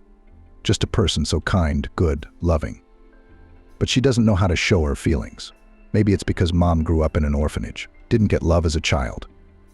So she doesn't know how to express her feelings. But she's reliable, and she doesn't abandon her own. When Andrew and Kira's sons went to school, Maggie took over the lessons. It turned out that she once, many years ago, wanted to become an elementary school teacher. Then the woman's career took a different path, but now the long-time dream was realized in her grandchildren. Grandmother enthusiastically practiced with the boys. She knew how to be strict and demanding, but at the same time she emphasized to interest Max and Vince, to instill in them the desire for knowledge, to develop the innate abilities of her grandchildren. While their parents were trying to make a few extra pennies and were out working, their children were not running around the yard as street kids. They were under the reliable supervision of their grandmother, who invested a lot in their development. The result was pleasing. Both Max and Vince were the best students in their classes. They also excelled in sports. Maggie had time to drive them to the volleyball club on the other side of town. In this sports center worked the best coach, and Maggie did not agree to anything less for her grandchildren. And so they lived, trying their best, supporting each other, raising their children. And then one day Andrew got tired of living, as the man himself put it, a miserable existence. He decided to risk opening his own business. It is clear that the money for the promotion of the businessman took from his mother. And where else? Not in the bank at a crazy interest rate to make loans. Andrew bought in a neighboring city from a warehouse small things, technical sold on the market more expensive and immediately received, albeit small, but a profit. Success inspired. Andrew decided to work in this direction and registered as an individual entrepreneur. Kira helped him with the documents. She was an economist. She worked as an accountant for a long time. So reporting and primary documentation were entirely on her. The couple rented a place in the market and started work. At first, the business was slow. The client base had not yet been built up. Links with suppliers had not been established. Profits in the first few months were either minimal or non-existent. I had to solve many different problems. Sometimes I even wanted to give up, but in the end the business went on, and the small store earned money. Finally, the family had some money, albeit small, but it was their own. They didn't have to ask Maggie for help anymore. Andrew had even managed to pay her back the money he had borrowed to develop the business. Kira knew that her mother-in-law tried to refuse, to give this help as a gift to the young family, but Andrew insisted. They still flew to the sea. The boys were old enough to be truly impressed by everything. Kira watched with what joy they were running along the beach, and her heart sank with delight. What happiness this was. There was more to come. Andrew's business grew. Soon the man opened a whole store, then another. Now he had a whole staff working for him, accountants, managers, salespeople. But Kira was given the opportunity not to work, and to deal with the house and children. True, the boys had already become teenagers and no longer needed babysitters. But the family moved to a private house, and Kira had a whole garden at her disposal. For its improvement, the woman took up with energy and inspiration. And again, she thanked fate for what is happening in her life. A house of full cup, a loving husband, wonderful, talented children. Every day a reason for joy and pride. And the garden, where Kira felt herself a full mistress. Here she felt calm, relaxed, peaceful. The woman believed that her present life was a reward for what she had to endure as a child. She also often regretted that her father did not see how wonderful life was for his daughter. Probably he would be happy for Kira, and certainly did not dote on his grandchildren. And yet, as time went on, Kira began to realize that something was missing. Andrew had grown distant. No, they still had a wonderful relationship. Her husband was never rude to her, always remembered holidays and their personal dates. Only he was too busy working. He came home late at night, traveled a lot, literally lived his life. Max and Vince are almost adults. They have their own lives, their own friends, their own interests. And that's fine. It's just a little sad that their sons have grown up so fast. And Kira hadn't had time to fully enjoy their childhood years. She'd been too busy surviving. Maggie remained alien and cold. Such a character. Kira probably didn't even know how or what to talk to her about until now. Their only topic of conversation was probably Vince and Max. Her mother-in-law was old, but she still looked like an iron lady. She refused to move into her son's house from her own apartment, where she'd been a full-fledged mistress. And Kira understood and supported her in this. And in this difficult period in the life of Kira again knocked happiness. She did not even believe her feelings at first. She thought just, it seems, afraid, even the thought of letting it be true. But then it all became too obvious. Kira realized she was expecting a child again after all these years. Andrew seemed pleased, but still took the news a little too reservedly. There wasn't the excitement in his eyes that he'd had years ago when he'd learned of their wife's pregnancy.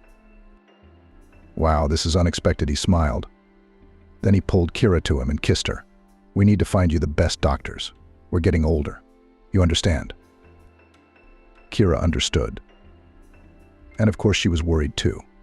Pregnancy when you're in your 20s is very different from a woman in her 40s. There are definitely more risks. Sons took the news of the imminent arrival of a brother or sister positively. "Wow, we will have a little one." Max smiled. "It's so weird," Vince shook his head. "But I like little one. It's fun." "They're funny," Maggie smiled at the news. "Well, it's unexpected, of course. But it's nothing special. I had Andrew when I was a little younger than you. Everything's going to be fine now." Despite Kira's fears, the pregnancy went easily. However, as an older woman, she had to undergo more frequent examinations. At the next ultrasound, Kira lay on the cold couch and prayed to herself that everything would be all right with the baby. She, of course, dreamed of having a daughter. And for a very long time since childhood. After the birth of her 2 sons, the wish had somehow been forgotten. And there was no time for that. And now, having found out that she was pregnant again, Kira began to hope again. How she wanted to become a mom of a charming girl. The woman chased these thoughts away from herself, convinced that one should be happy about any child. And it is unlikely that after 2 boys suddenly such a miracle will happen. Why would it suddenly be a girl? Now, lying on the couch, Kira wanted only one thing, that this child that lives under her heart. Everything turned out to be all right. And boy or girl a matter of 10th. After all, how many of their cases are terrible? Being pregnant with her first sons, Kira did not know a lot of things. Now she had a lot of information that made her heart clench anxiously and her eyes stare into the face of the doctor, who was running a sensor across her abdomen to read her emotions. Kira kept thinking the doctor was frowning. How scared she was. Was it really that bad in there? "Do you have a girl?" suddenly said the man in a white coat in a calm and mundane tone. A hot wave of joy flooded Kira's heart, even a little dizzy. She didn't expect to be told the sex so early, and now it was a girl. Was this really happening to her? Had her dream come true after all? After all these years? "Is she all right?" Kira asked the question she wanted to know. "Everything is fine, there are no abnormalities," reassured the doctor. Kira was born on time. Kira had long ago thought of a name for her future daughter. It seems, still in the university, Emily. Kira, Emily, sounds similar, and that's great. The girl was born a healthy baby and soon became the family's favorite. Maggie now came to Kira's house every day to babysit her granddaughter. Once again, her help came in handy. Kira adored her daughter because she had waited so long for her. She had already stopped dreaming of such a gift of fate, but sometimes she needed time to go to the bath or to go shopping alone. And that's where Maggie came in. Time flew by at breakneck speed. Kira already knew that this is what happens when you have a small child. He's just a helpless little baby. Before you know it, it's already a person with its own character and hobbies. Emily turned out to be a pretty little girl. She took after Kira. She was just as dark-skinned, slender, and graceful. But her eyes were her father's bright blue, huge like 2 lakes. They shone on her beautiful, swarthy face. The boys grew up. Max graduated first. He easily got into the Boston Medical Academy. Max must have decided in the 5th grade that he was going to be a doctor.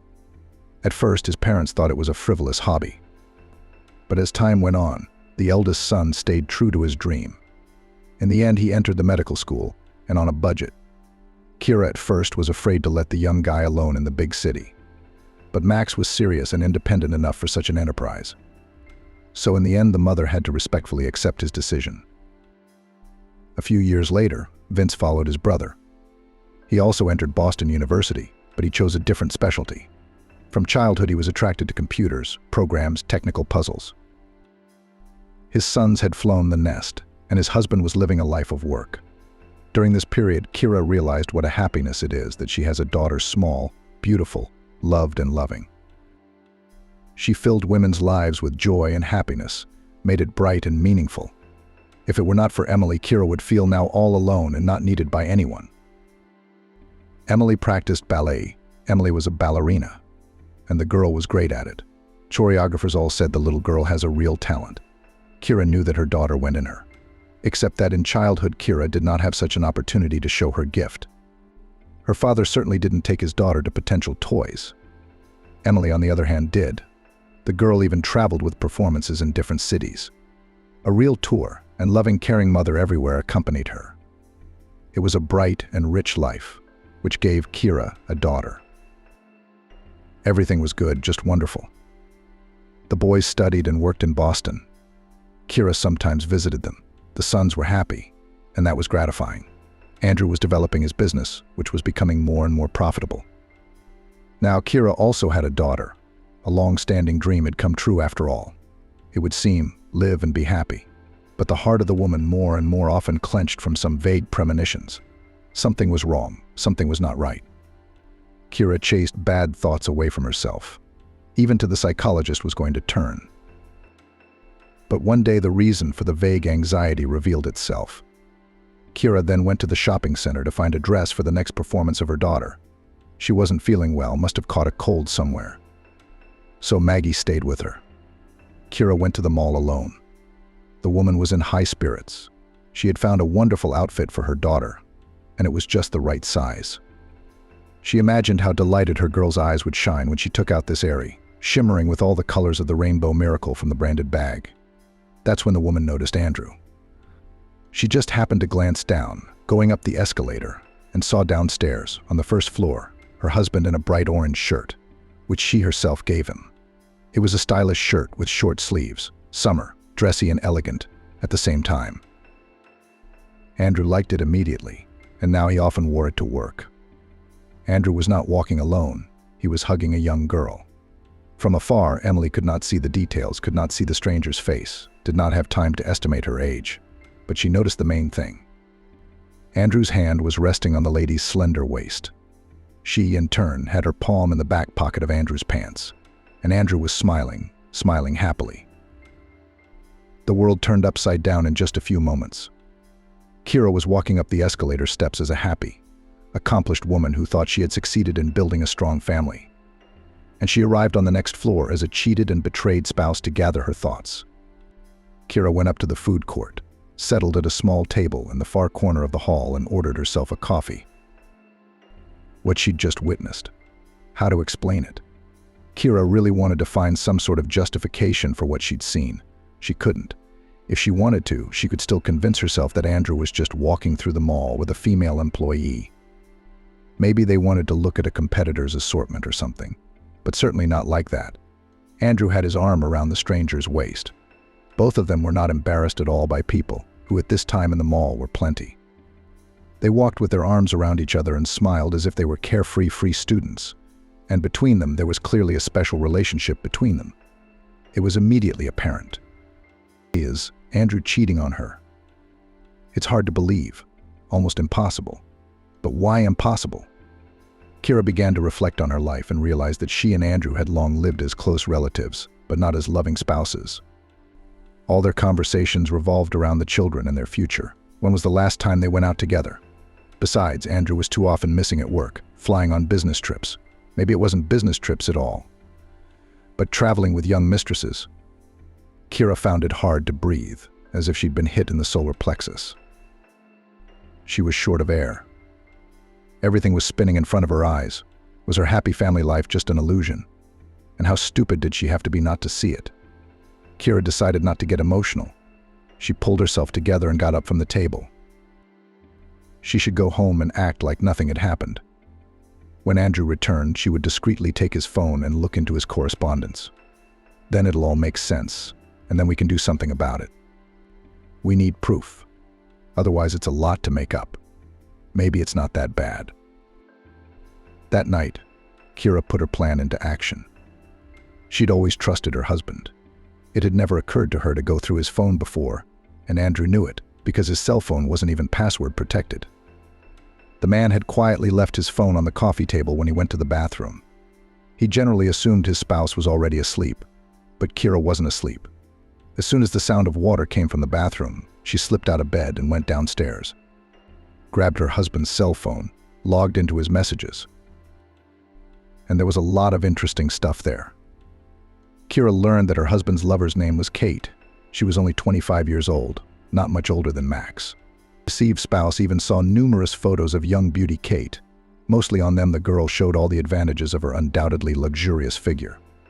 Young, Incredibly beautiful, bold Kate was not shy in expressions and wrote such things, about which modest Kira was even embarrassed to think.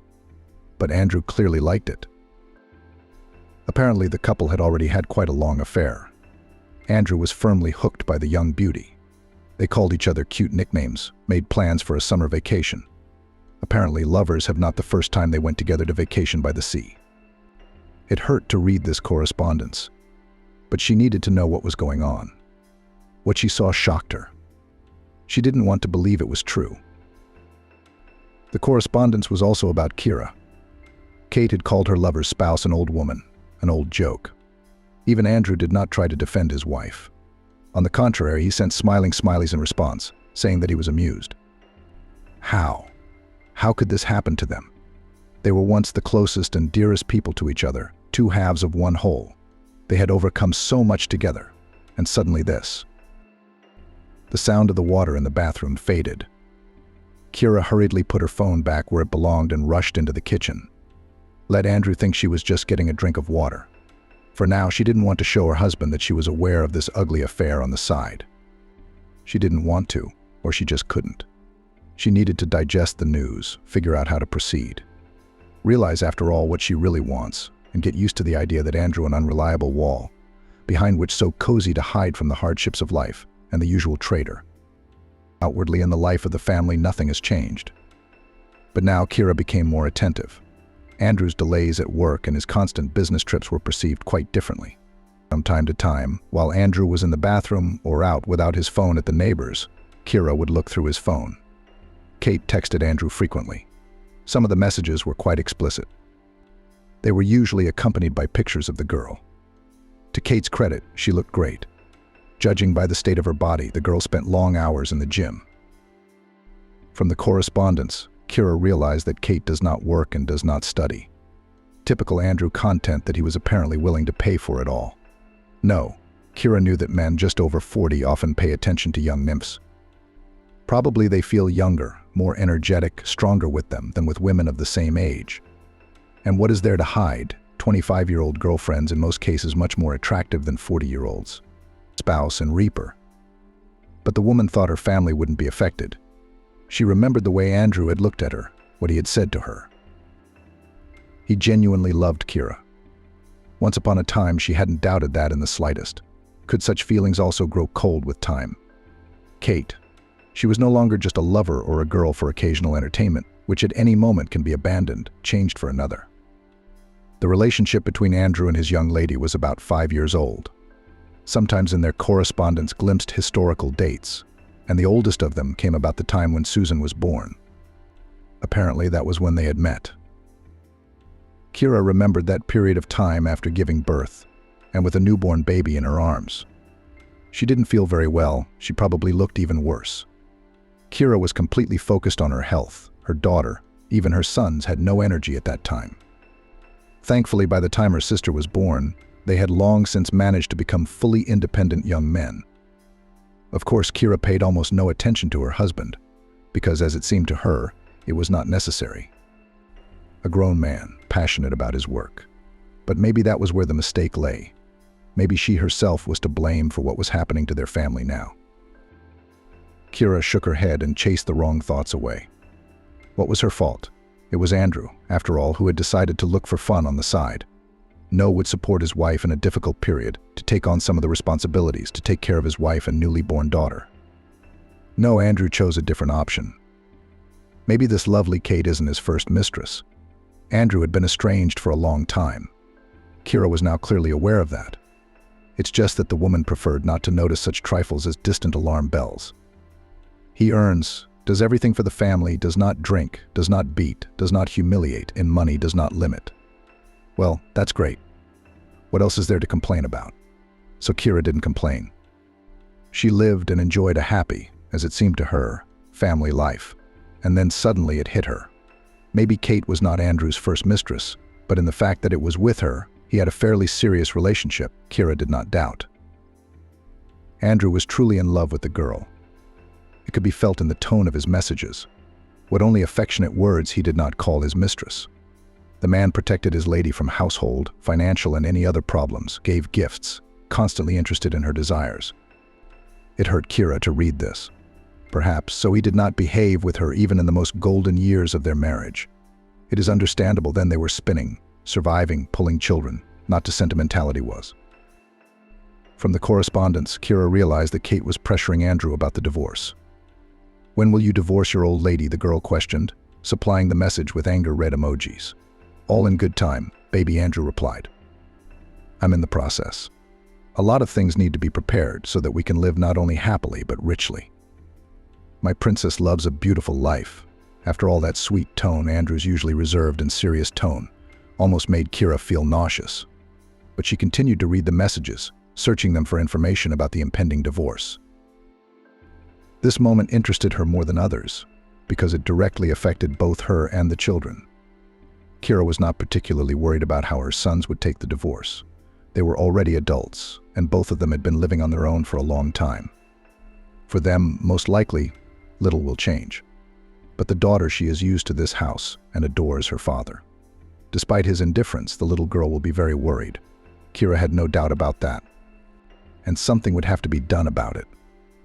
In Andrew's messages sometimes slipped that he did not rush into divorce to properly prepare for the care. What would that mean?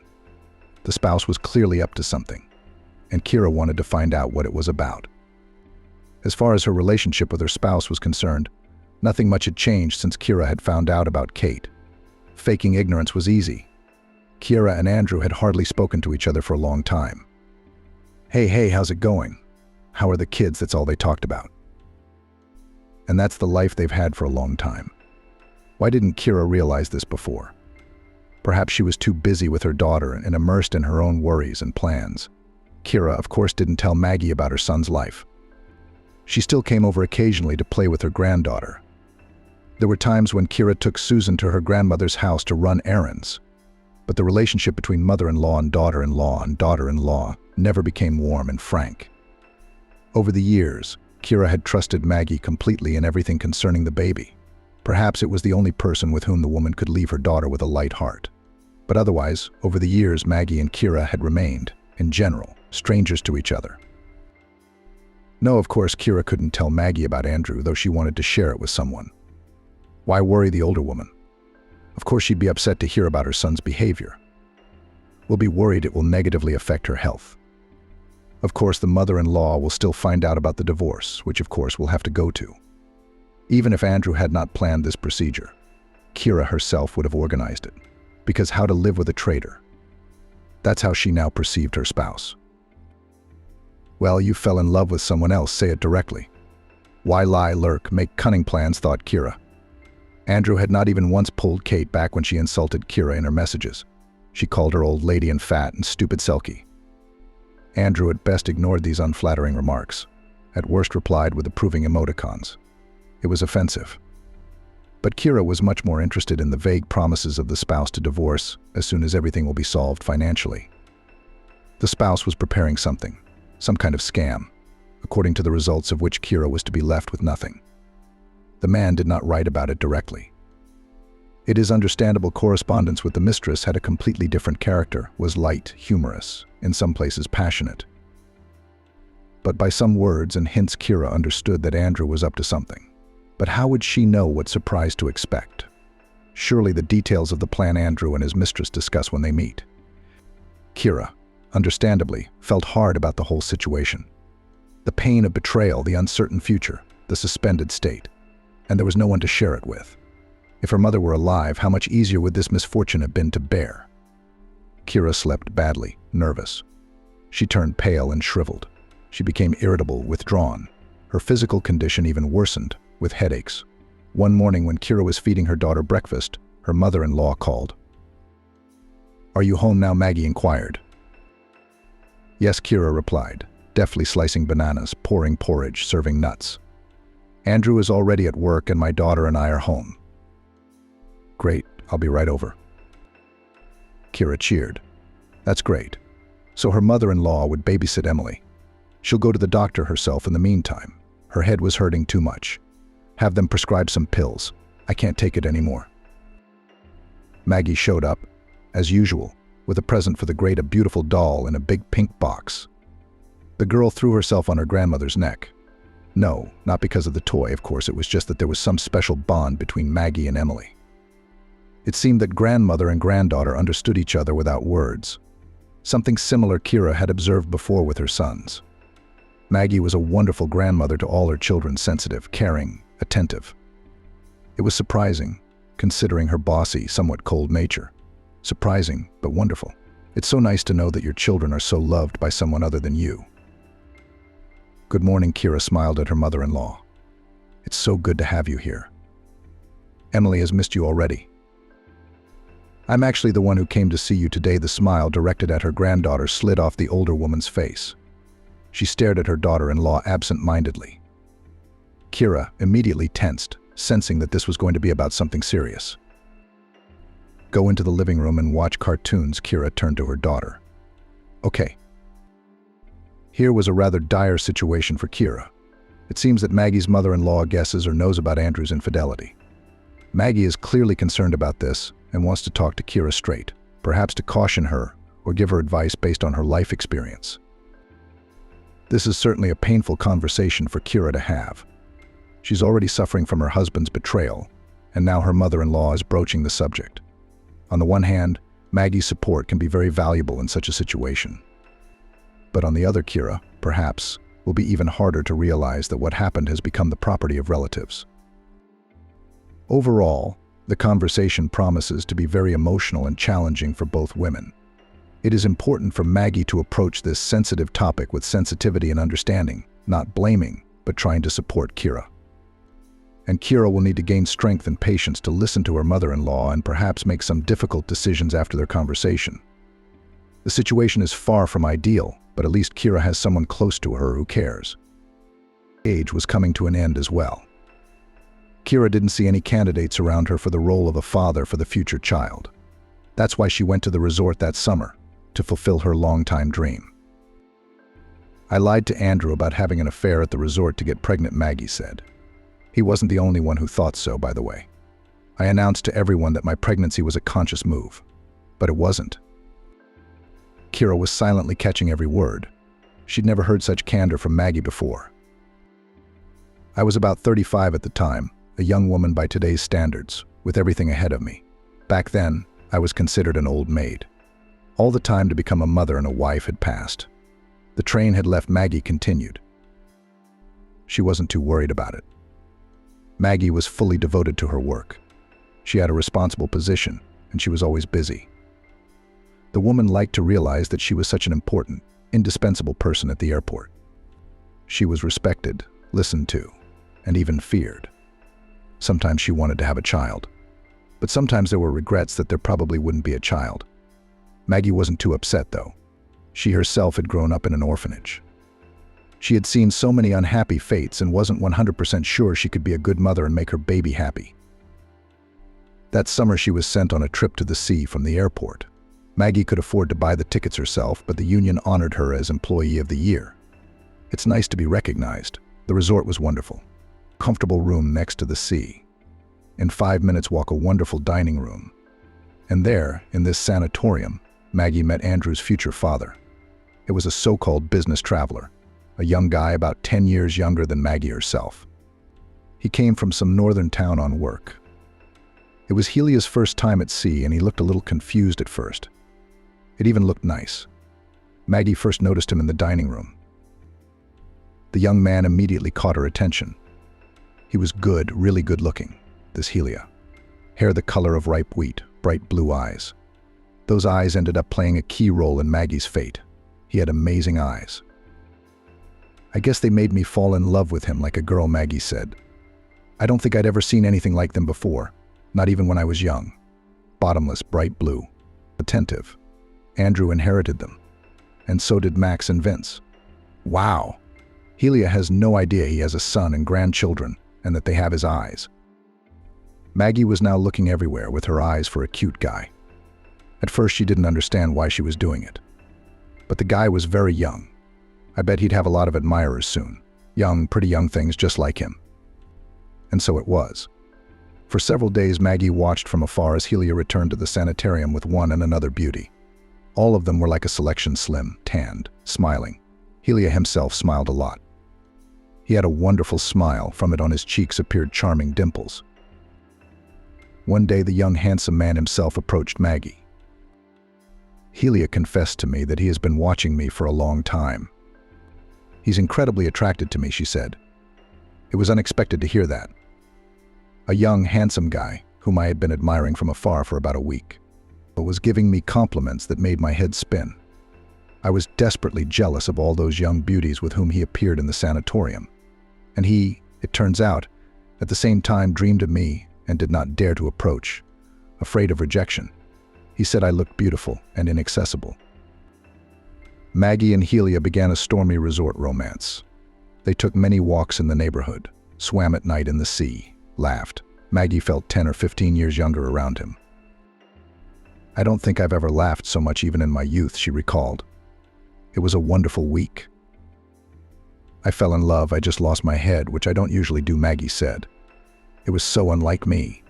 It was like Helia cast a spell over me. And I didn't see a lot of things. A lot of obvious things. Maggie always paid for her date at cafes, in the dining room, on excursions. He never gave her anything, but she didn't expect him to. Being around this guy was a gift in itself. Then one day Maggie woke up in her room, expecting to see Helia next to her. They'd taken a long walk along the promenade at night, gazing at the stars, talking about everything, and had fallen asleep with their arms around each other in the morning. Maggie felt so happy and peaceful in the arms of her lover. But when she woke up, she didn't see Helia there. I reached up and rolled over onto my other side, Maggie recalled. I still wasn't worried about anything. It had happened before. Helia had probably just gone out for coffee and pastries to surprise me. How nice it is to have someone care for you like that. Maggie dozed for another half hour, enjoying the peace and quiet. But the longer she was alone, the more she realized that something was wrong. Finally, unable to bear the anxiety any longer, the woman stood up. That's when it all became clear. There were no belongings of Galia, no clothes, no favorite wristwatch. He had even remembered to bring a little thing like perfume and a toothbrush, so Helia left while Maggie was asleep. He left quietly, so he wouldn't wake the woman and have to explain himself to her. How's that? Why? Everything was fine last night, Maggie wondered. A wave of sadness, despair, and resentment washed over me. I couldn't breathe. I wandered around the room like a stranger and couldn't find a place to go. My heart clenched with unbearable pain. I thought I had found my soulmate. Helia was so easy, so pleasant, and even though he was much younger, I felt supported by him. Nothing could have predicted this outcome. Even last night, Helia had hugged me tightly, showering me with kisses and compliments. I was seriously planning our future together, Maggie said. Helia lived in a small town up north. He even asked me to go there. And I was ready to give up my career, my apartment, my friends, everything to be near him. In desperation, Maggie opened her closets again and again. Could Helia have just moved his things somewhere else? And himself? Well, he might have been late for some reason, but Helia's clothes were nowhere to be found. But Maggie noticed some of her own things were missing. A box of gold jewelry. She had taken a small portion of her treasures with her on vacation. But they were her favorite 2 pairs of earrings, a dainty chain and a bracelet with small sapphires, original, exquisite pieces. The bracelet was actually brought to me from Germany, Maggie recalled. Now this jewelry box had disappeared. There was no half-empty bottle of Chanel, no. 5 on the bathroom shelf. In the safe closet, I missed 3 dresses I bought when I was on vacation in Riga. You can't find such dresses here. My heart clenched with a bad feeling. Was Gilia really just a criminal? Maggie asked herself. I should probably write a statement to the police. On the other hand, it would be shameful to have to confess to strangers that I lost my head like that, blindly trusting a young traitor. I'm a grown woman, a boss. Maggie sat down on the couch, hugged herself tightly, and began to sway. That's what I used to do when I was a little girl, she recalled. I grew up in an orphanage. There you can't get comfort and sympathy from adults. So I got into the habit of comforting myself. As an adult, I somehow outgrew this ritual. And now, in a moment of stress, the habit has returned. We should get out of this stuffy room and take a walk on the beach, Maggie decided. The fresh sea breeze would give her strength and bring relief. As she approached the front door, she noticed a note. Helia had left her some kind of message on the mirror. My heart jumped with joy, a faint hope that everything would still be all right. Maggie shared her memories. Maybe he's just preparing some kind of surprise, Maggie thought. And here I was almost going crazy with worry. But there was no miracle. Helia had indeed turned out to be a traitor. Only for some reason it was important for him to explain his behavior to Maggie. I guess by now you have already realized everything he wrote in a note. Are you crying? Angry at me, scolding yourself for being gullible. I don't know why I'm writing all this. Usually I just walk away. But you're really special. I can't do to you what I do to others. I really like you. You're strong and noble. And you're a real beauty. Probably any man would be happy beside you, but not me. I realized a long time ago that my happiness is different from most people's idea of a prosperous life. I like adventure, changing places, meeting new people. I realized long ago that I could never be with just one woman. Family, children, everyday life. It's not for me. That's the way I was born. My mother says I took after my father. I never knew him, by the way. He's also a vagabond, an adventurer. This man probably doesn't even know I exist. It doesn't matter, though. Of course, I haven't told you a word of truth. Well, almost none. The fact that you are very beautiful, intelligent, strong, I really think so. Those words of mine were sincere. As for my biography, I named the wrong city. I lied about my age. My name isn't even Helia. That's my favorite part. Making up a legend, pretending to be someone else. Some people imagine me as a young actor, others as a talented young engineer. It all depends on the inspiration. Sometimes it comes to me, and I compose a story about a tragic fate, full of hardship. It's fascinating, interesting, exciting, and women love it. I know how to make them happy, even if it's only for a short time. Those glowing eyes of yours, those admiring glances. I make the gray everyday life of lonely ladies bright, colorful, magical. You have to pay for all these things in life, wrote Gelia. That's why I charge a small fee for happy weeks and days. You'll agree that it's only fair. Our week, it was one of the happiest weeks of your life, wasn't it? I'm moving on. New adventures, new stories await me. And you? No offense. You're really special to me. I usually leave in silence, I don't leave notes. But I wanted to explain myself to you. Maggie stared hurriedly at the sheet of paper. What she was reading was hard to put into her head. Helia, who was not even Helia, turned out to be a professional Alfonso, living off women, flitting through life like a careless butterfly. He plays different roles and enjoys it. Most likely we are talking about a special mental disorder, thought Maggie. But a normal person can't live like that. The strangest thing was that when she read the note, she agreed with Helia. The guy was right. This week really had been the brightest and happiest week of her life. Maggie decided to leave this story in the depths of memory, sometimes to return to it again, to feel those bright, positive emotions that gave her Helia. But it turned out differently. After returning from vacation, Maggie realized that she was expecting a baby. I realized that it was the child of Gelia, a man, perhaps not quite mentally healthy, she recalled. But I decided to keep it because first of all, I was tired of being all alone, and secondly, I guess I still loved Helia. Or rather, the image that young man had created. At the due date, a wonderful, healthy, and strong boy was born. He had Helia's eyes. Maggie had noticed that back at the birth center. The handsome, charming baby inherited other features of his father's appearance. He bore little resemblance to Maggie. The woman prayed that the resemblance to Helia would be limited. Knowing the genes Andrew had inherited, Maggie paid special attention to his upbringing. She developed in him responsibility, honesty, and kindness, and Andrew seemed to grow up to be a wonderful boy. With anxiety, Maggie searched in her son traits of reckless adventurer, as was his father Helia. But she didn't find them. Andrew faithfully prepared his lessons, never skipped classes at school, and then at the university. When the guy grew up, Maggie watched his relations with girls with bated breath. But even here, Andrew did not resemble Helia in any way. Before Kira, he dated a former classmate. They had been a couple for several years in a row, no stormy short-term romances. When her son married Kira, Maggie exhaled. It's okay. Andrew has a beautiful wife, wonderful children, his own business. No, the son is nothing like the character of a wealthy Alphonse father. It's not that bad. But it turned out that she had rejoiced too soon. Maggie shook her head. Now I'm going to have to tell you the bitter and ugly truth about Andrew. I kept quiet while it was none of my business. Went through everything inside of me, but now my grandchildren's welfare is at stake. I can't let them be left with nothing. Kira knew what she was talking about. I know he's cheating on me, she said. Andrew has a young mistress. I've seen them together and even read the sweet couple's correspondence.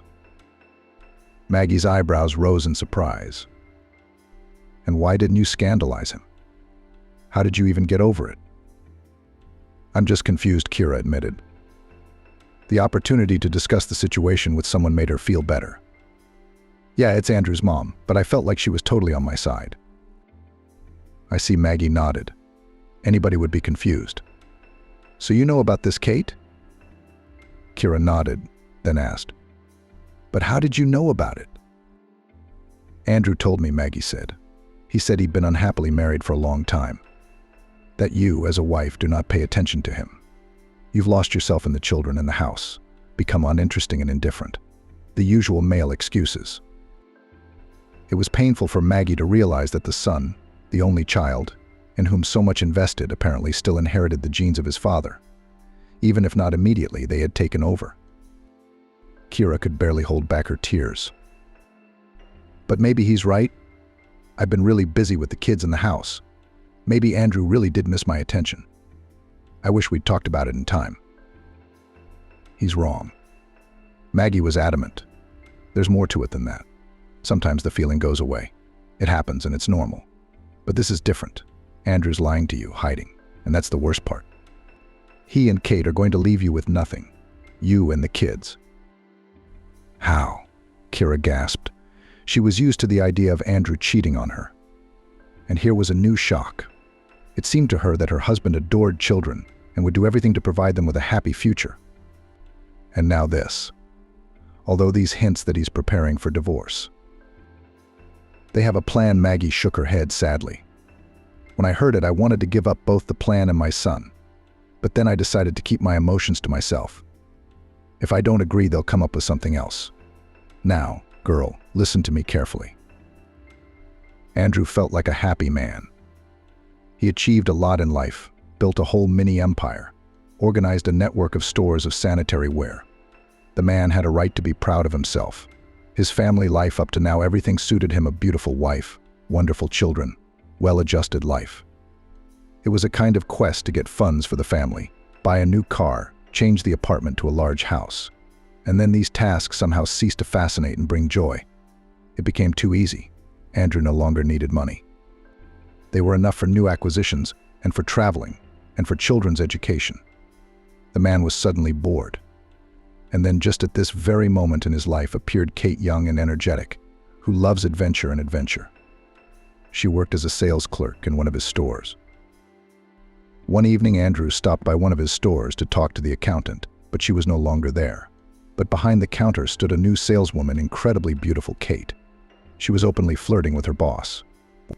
Andrew at first resisted the feelings that arose. His mother from childhood brought up in him responsibility, hammered into his head the true values of the family. But when it happened, he realized that all these years he had lived in the captivity of his own attitudes. With Kate, Andrew felt young and energetic again. She loved adventure as much as he did and was capable of risky actions. Existence without this girl now seemed bland and boring to Andrew.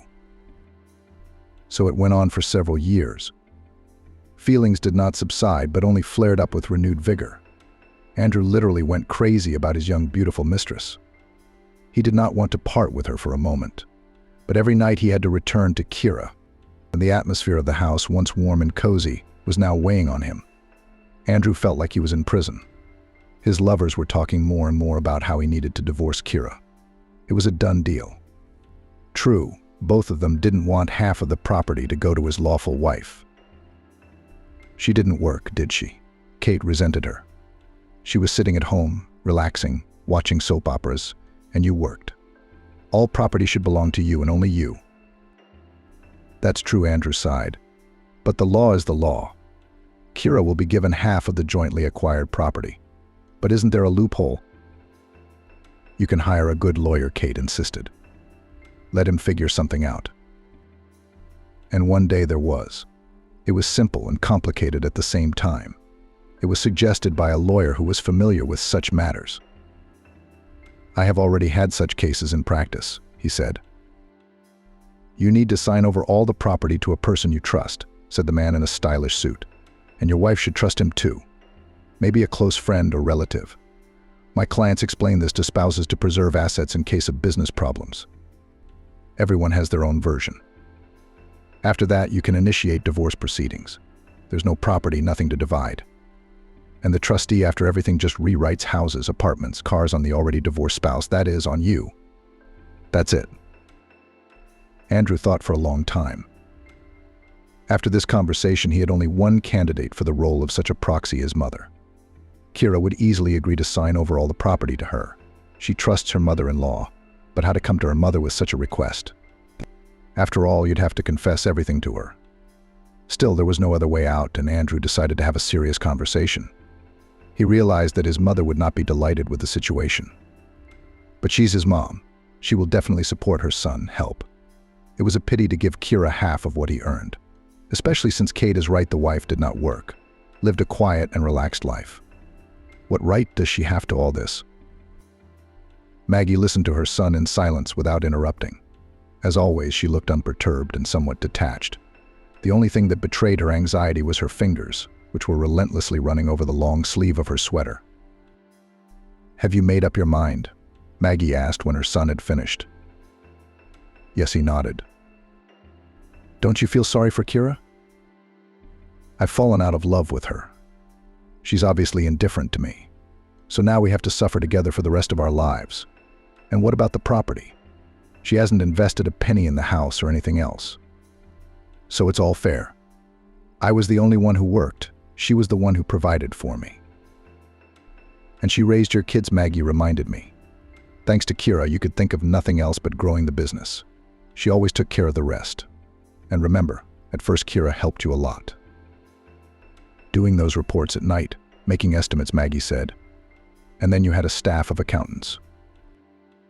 You're exaggerating, Mom, really exaggerating what she did. All right, what about the kids? You could see that Maggie was taking great pains to control herself. What about the children? Are you going to pay child support? You know, help out like that. So you'll help me? After a brief silence, Maggie nodded her head. Andrew could see from her eyes that his mother didn't approve of what he was doing. Well, he didn't expect anything else. The important thing was that she agreed. Andrew signed over all the property to Maggie. Kira didn't suspect a thing. She immediately believed in the fairy tale that Andrew thus just avoid unnecessary risks. Kira had not been paying much attention to anything lately. All her time and attention was devoted to her young daughter. Well, all the better. Kate was as happy as a child. She should be, because everything was going so smoothly, without problems. It seemed to open up a happy, carefree future ahead. Kate and Andrew planned to celebrate their success with a trip to the sea. They had already chosen a resort, even argued a little about it. One day, when all the property was already rewritten to Maggie, Andrew dared to have a frank conversation with Kira. The man, of course, was worried, all the same, to tell the person with whom he lived for so many years. Such news is not very pleasant. But Kira took everything surprisingly calmly. Naive woman, apparently, has not yet guessed that she will not get anything in the divorce. She would only find out in the courtroom. And even if she finds out sooner, there's nothing she can do about it. Andrew officially moved into the apartment he'd rented for Kate. Now it was just the two of them, waiting for the court hearing, after which Kira would have to leave home. Where? Her own apartment, the same one they'd lived in before Andrew's success. The ex-wife and her daughter won't be on the street.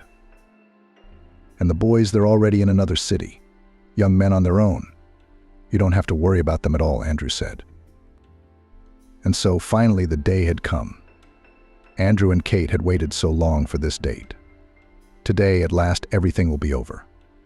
Andrew will get his freedom. A little later, he will transfer everything from his mother to himself. And the sweet couple will fly to the beach with white soft sand. Kate decided to go to the meeting. Together with her lover, she put on an elegant marriage suit, emphasizing the advantages of her gorgeous figure, made light makeup, let her hair down. Andrew once again admired his beautiful beloved.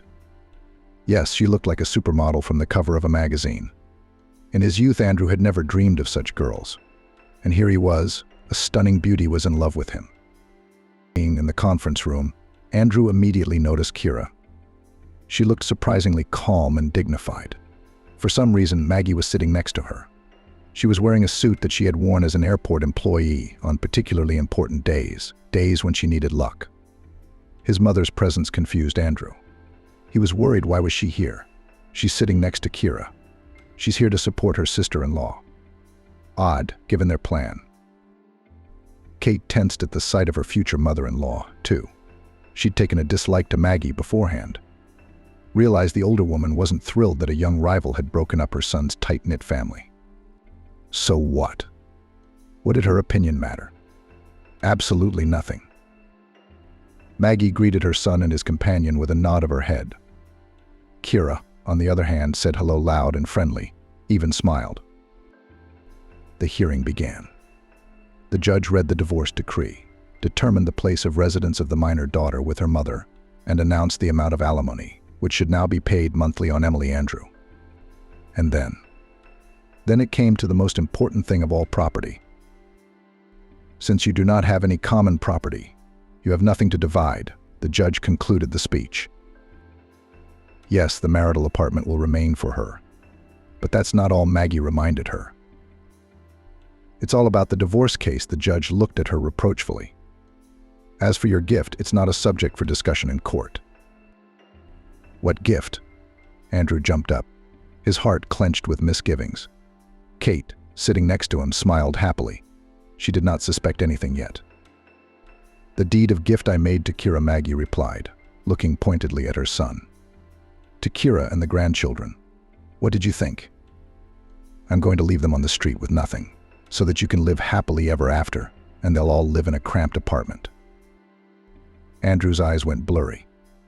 He hadn't expected this from his mother. He looked at Kate. The girl's beautiful face was twisted in an angry grimace. She opened and closed her mouth in surprise, trying to say something, but not a single word escaped her tongue. She even seemed to be out of breath. Kira looked calm and peaceful. The judge was reading out some more formalities regarding the divorce. Maggie was whispering about something with her sister-in-law, and it was slowly dawning on Andrew that it was over. Of course, Kate would leave him now. She wouldn't stay with him through the hard times. That was absolutely certain. He'd have to start all over again. All over again. On her way home, Ellen overhears her mother talking to her fiancé, is stunned. Her mother was talking. Why do you keep listening to your mother? Grace questioned. Ellen, you're 36 years old, you're an independent woman. Your mom is your dependent. And you're still indulging her whims. The years are ticking away. Soon you'll be out of the running for a baby. You're almost 40. Ellen smiled sadly. She realized that Grace was right. That if she didn't have a baby now, she could say goodbye to that dream. She had never talked to her mother about having a baby, but in her heart she thought of a baby, her baby, her baby, so dear, smelling of milk and happiness. Try to find someone to have a baby with. Grace admonished her friend. There are only alcoholics, drug addicts, and men of non-traditional orientation around. You won't give birth to a child from the first man you meet, or you'll have a sick child or a child with a bad heredity, and you'll have to raise it yourself. So it should be taken seriously. And do you think that on me lame someone stole? Ellen doubted. Maybe just who? Drunk, and even then only for once. Drunken conception, I'm afraid. What if there's something wrong with the baby? Then his life, as well as mine, will now go down the drain. That's not true. Grace objected. Ellen, you're beautiful. Yes, pretty, but beautiful. It's just that your mommy makes you self-conscious about yourself. You know how our political economy teacher was hitting on you in high school, and you turned him down. Grace, come on. I was only 18 and he was 36. He seemed like an old man to me. And now you're 36 and you're going to say you're old? Sometimes I'm ashamed of myself when I see how big kids my peers have. I don't have any. You're wrong. Then why'd you blow off Dan from our class? He was only 2 years older than you. Yeah, Dan and I were in love. But it wasn't until he introduced me to his mom that I found out the first night that she already hated me. I went to offer my help in the kitchen, Ellen continued. And then I was stopped by Dan's mom's words. I overheard them talking. Are you out of your mind? Dan's mom said. Where did you get that ugly girl? What can she do? What can she do? And Dan told her. I don't want anyone else. I love Helene, and I'll marry her. When I heard that, I ran out of the apartment without warning. Do you know, Grace, how much it hurt? Then Ellen sighed. I don't care anymore. I've accepted that married life isn't for me. If normal women can't make a life for themselves, what about me? You didn't tell me about this, Grace said, confused. What's to say, Grace? I know I'm ugly. So what? Dan turned you down right away? No, on the contrary, he urged me to marry him. But I hesitated. And my mom supported me in my doubts. She said to me, you're lame, Helene. It's not for me to remind you of that. Accept it. It's a great handicap. And no one needs you but me. Vaughn, even your father, as soon as he had a normal son by his mistress, he abandoned you and me. You want to be abandoned all the time? Then marry your Dan.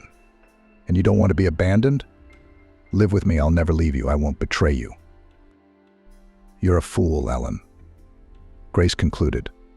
Your mom was just afraid to be alone. If Dan had left you, you'd have a child. And maybe even more than one. Maybe he wouldn't have left you. What's that supposed to mean? I know I'm an idiot, Ellen nodded. They say you should listen to your parents. They don't give you bad advice. And then I regretted 100 times that I listened to my mom. I don't know how she will react to the fact that I still want a child and will strive to get pregnant and give birth to a baby.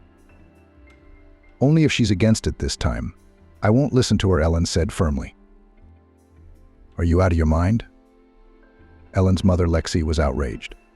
Having a baby at 36, you're without a husband. Only a crazy person would do that. And I am crazy, Ellen retorted. You've been telling me that my whole life. I'm not ugly, that's why I didn't get married. But I can have a child, which is what I'm going to do. You can't afford it, Lexi said. And then, even if you do, how are you going to work and raise a child? Are you relying on me? I'll tell you right now, you can't count on me. I've had enough of you. Calm down, Mom. I'm not counting on anyone, Ellen replied. Are you pregnant already? Lexi asked, looking at her daughter point blank. Not yet, but I'll do my best in that direction. And your moaning is not going to stop me, Ellen said firmly. I've raised a good daughter who doesn't consider me, Lexi said hysterically. Are you going to go to the bar to have a baby who needs a limp? Ellen realized that her mother was on a rampage. And if she, Ellen, didn't leave the house for a while, her mother would drive herself to the emergency room with her tantrums. And Ellen didn't want that. She knew that then she would listen to her mother for 6 months, what a bad daughter she was, and that she almost brought her to a heart attack. As soon as the front door slammed, Lexi immediately came to her senses. Ellen was gone. There's no one to throw tantrums now. She had to think things through and stop her daughter's plans. After all, if the baby was born, Ellen would be on maternity leave, and almost all of her money would go toward it. Lexi knew it would take a lot of money to raise a child, and she wasn't used to denying herself anything. She was only 59 years old, and she wasn't about to turn into an old woman. Lexi's pension was small, but Ellen's paycheck was big. And Lexi's mother was happy to spend her daughter Ellen's money on herself, especially since her daughter didn't need much. Ellen knew that with her lame leg, no amount of dressing up would help her. Lexi, on the other hand, updated her closet every year and went to resorts twice a year. But if the baby came, Lexi would lose all of that. So she felt she had to stop her daughter and not support her delusion with a baby.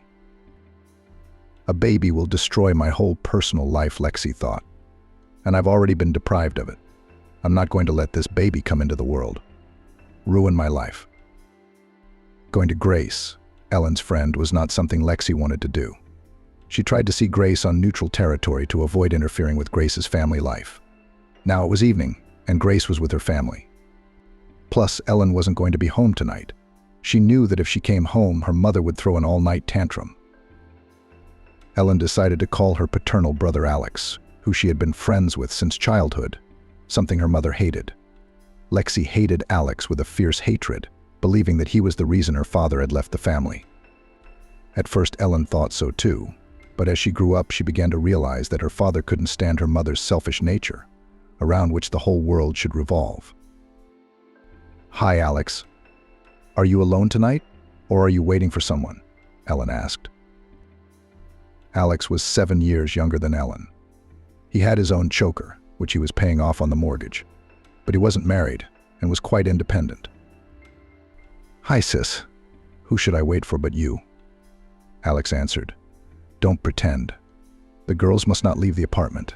I've taken them all out so far," he laughed. "Come in. Old lady will have a chat and tea. Or maybe something stronger. I'd like to spend the night."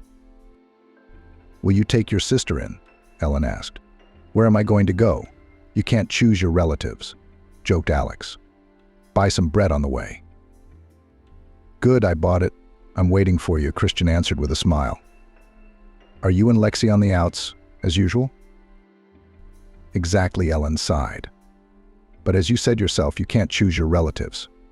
She's a mother, after all. Except she doesn't like it when I get in the way of her plans. And I decided to do it my way and disobey her this time." "How dare you?" Christian said jokingly. "And what is this idea that has been born in your beautiful head? Apparently it affects Lexi's personal interests, since her selfishness can't bear the change that has come over her cloudless life. You want to tell me what this horror you and your mom are fighting about? Or is it a secret?" "It's no secret. I want to have a baby, and my mom didn't like it.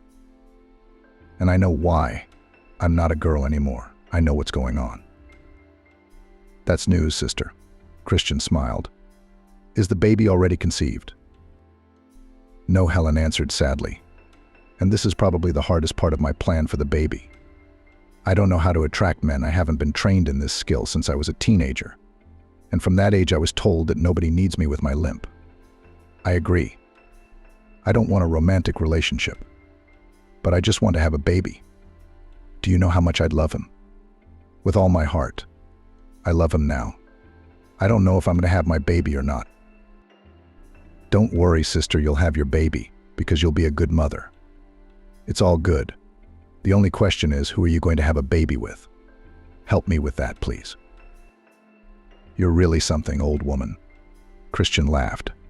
"How can I help you? Can I introduce you to some of my friends?" Helene looked at her brother hopefully. "Please."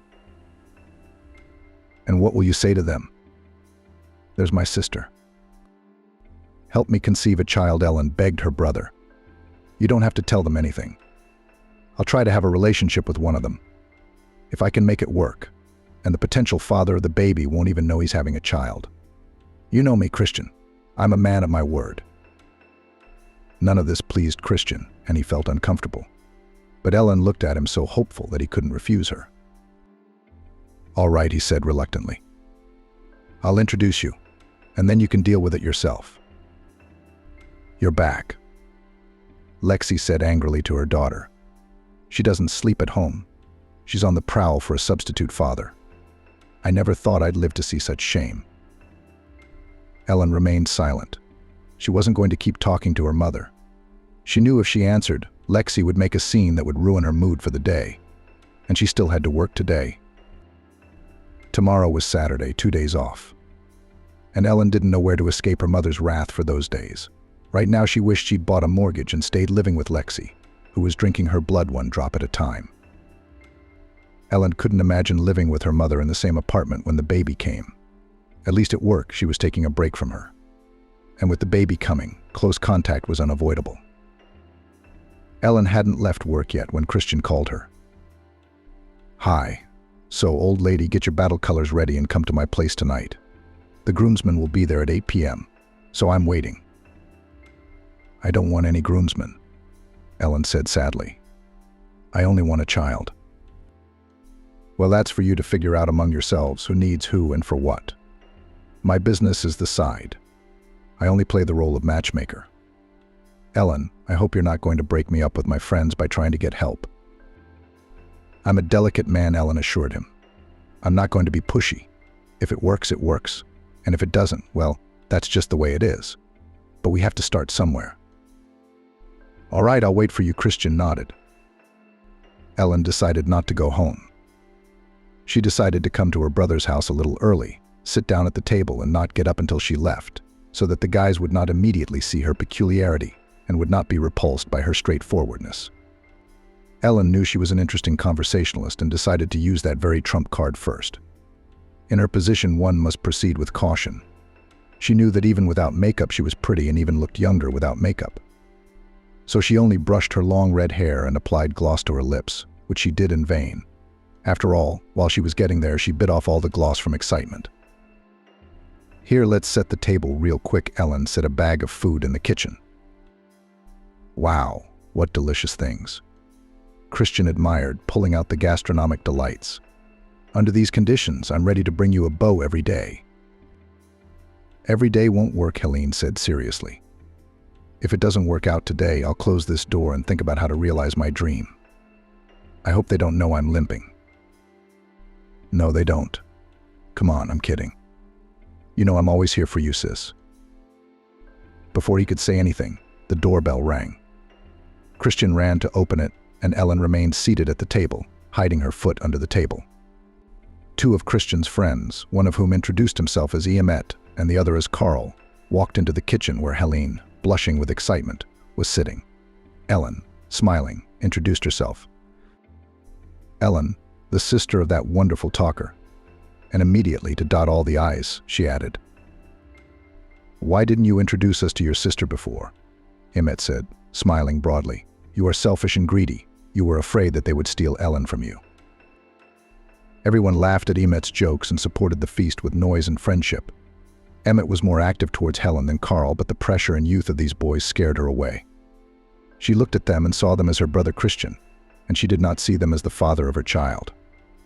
Ellen realized that she couldn't get into bed with any of them and take advantage of their youth. Now she decided for herself that the one who would give her a child must be at least the same age as her. And these are boys compared to her, one of whom she might have seduced but would not dare. "All right, guys. It was nice to meet your friends, but I have to go," Ellen said. "Christian, can you order me a cab?" Carl started to persuade Helene to stay and stay longer. He even volunteered to walk her home afterwards. But she flatly refused, which surprised Christian when she got up from the table and walked limping toward the front door. Blood rushed to Emmet's face. He stood before her red as a cancer and blinked confusedly, then pulled himself together and said, "I'll walk you to the cab." Ellen appreciated his gallantry. She saw in Emmet's and Carl's eyes pity for her. But she didn't want pity. She wanted the child. "No," Helene answered him.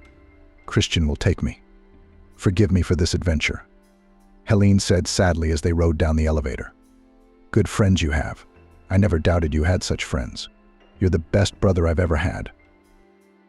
"My birthday is in 2 months," Christian joked as usual, seeing that Helene was upset. "It's a little early for you to be singing dithyrambs to me," Helene Christian said. He hugged Helene and added, "Everything will be all right, sister. When I say that, it comes true. Do you believe me?" "I believe you," said Helene as she got into the cab. "I believe you the most. You're my favorite person. Thank you for being here." "That's a cool sister you have," Christian Emmet said when he returned to his friends. "What happened to her leg?" The last thing Christian wanted to talk about was Helene. "An injury," he answered briefly. "She's beautiful, but her eyes are very sad," Carl remarked. "I feel sorry for her." Christian didn't answer anything, and the friends realized that he didn't want to pursue the subject. "So how many rejections did you get today?" Lexi greeted her daughter with such hurtful words. Ellen regretted 100 times that she had prematurely initiated her mother into her plans. She didn't realize how many nerves she'd wind up on her mother's angry tongue. She knew her mother had never spared her. But that she could speak such derogatory words, Ellen didn't expect that. "Ma, have you decided to wear me out with your insults?" She couldn't stand it. Foolish, my poor daughter. I'm trying to set you on the right path, Lexi said more gently. Ellen had a paycheck next week and Lexi had her own plans for that money. She understood that her daughter might get angry and her plans would be ruined. Ellen, let's be reasonable. Why do you want to have a baby? We have a good life together. A child is a heavy burden to carry for the rest of your life. That's how I carry my burden, and I don't want you to suffer the same fate. That's funny, Ellen laughed. Mom, who doesn't know you in our life? I can't believe you've been busting your ass for me. I know what you care about. My money, which you spend most of the time on yourself. And when the baby comes, you'll have no access to my money, Ellen said. So you're thinking about me? I don't. I know you, Mom. You've lived and lived all your life for yourself. And I'm your bank that you use. It's a good thing I was smart enough to stay in touch with Christian. Otherwise, I'd have no one to lay my head on. We're strangers, Mom. How painful it is to realize that. So you refuse to help your sick mother financially. And this is thanks to me for not putting you in boarding school. I wish you had put me in boarding school. Then I wouldn't owe you the debt you keep reminding me of. Don't be sarcastic, I'm asking you straight out. Are you refusing financial support? Mom, live on your pension like any other retiree. And if you need medicine, I'll buy it for you. If I can't live on my pension, I'll file for alimony, Lexi smiled wickedly. How about that? Suing your own mother? Do whatever you want. Ellen said tiredly, just don't count on my money anymore. I'll need it when the baby comes and I may have to move out. You fool. Lexi said something mean to Ellen. Who needs you limp? What normal man would go to bed with you?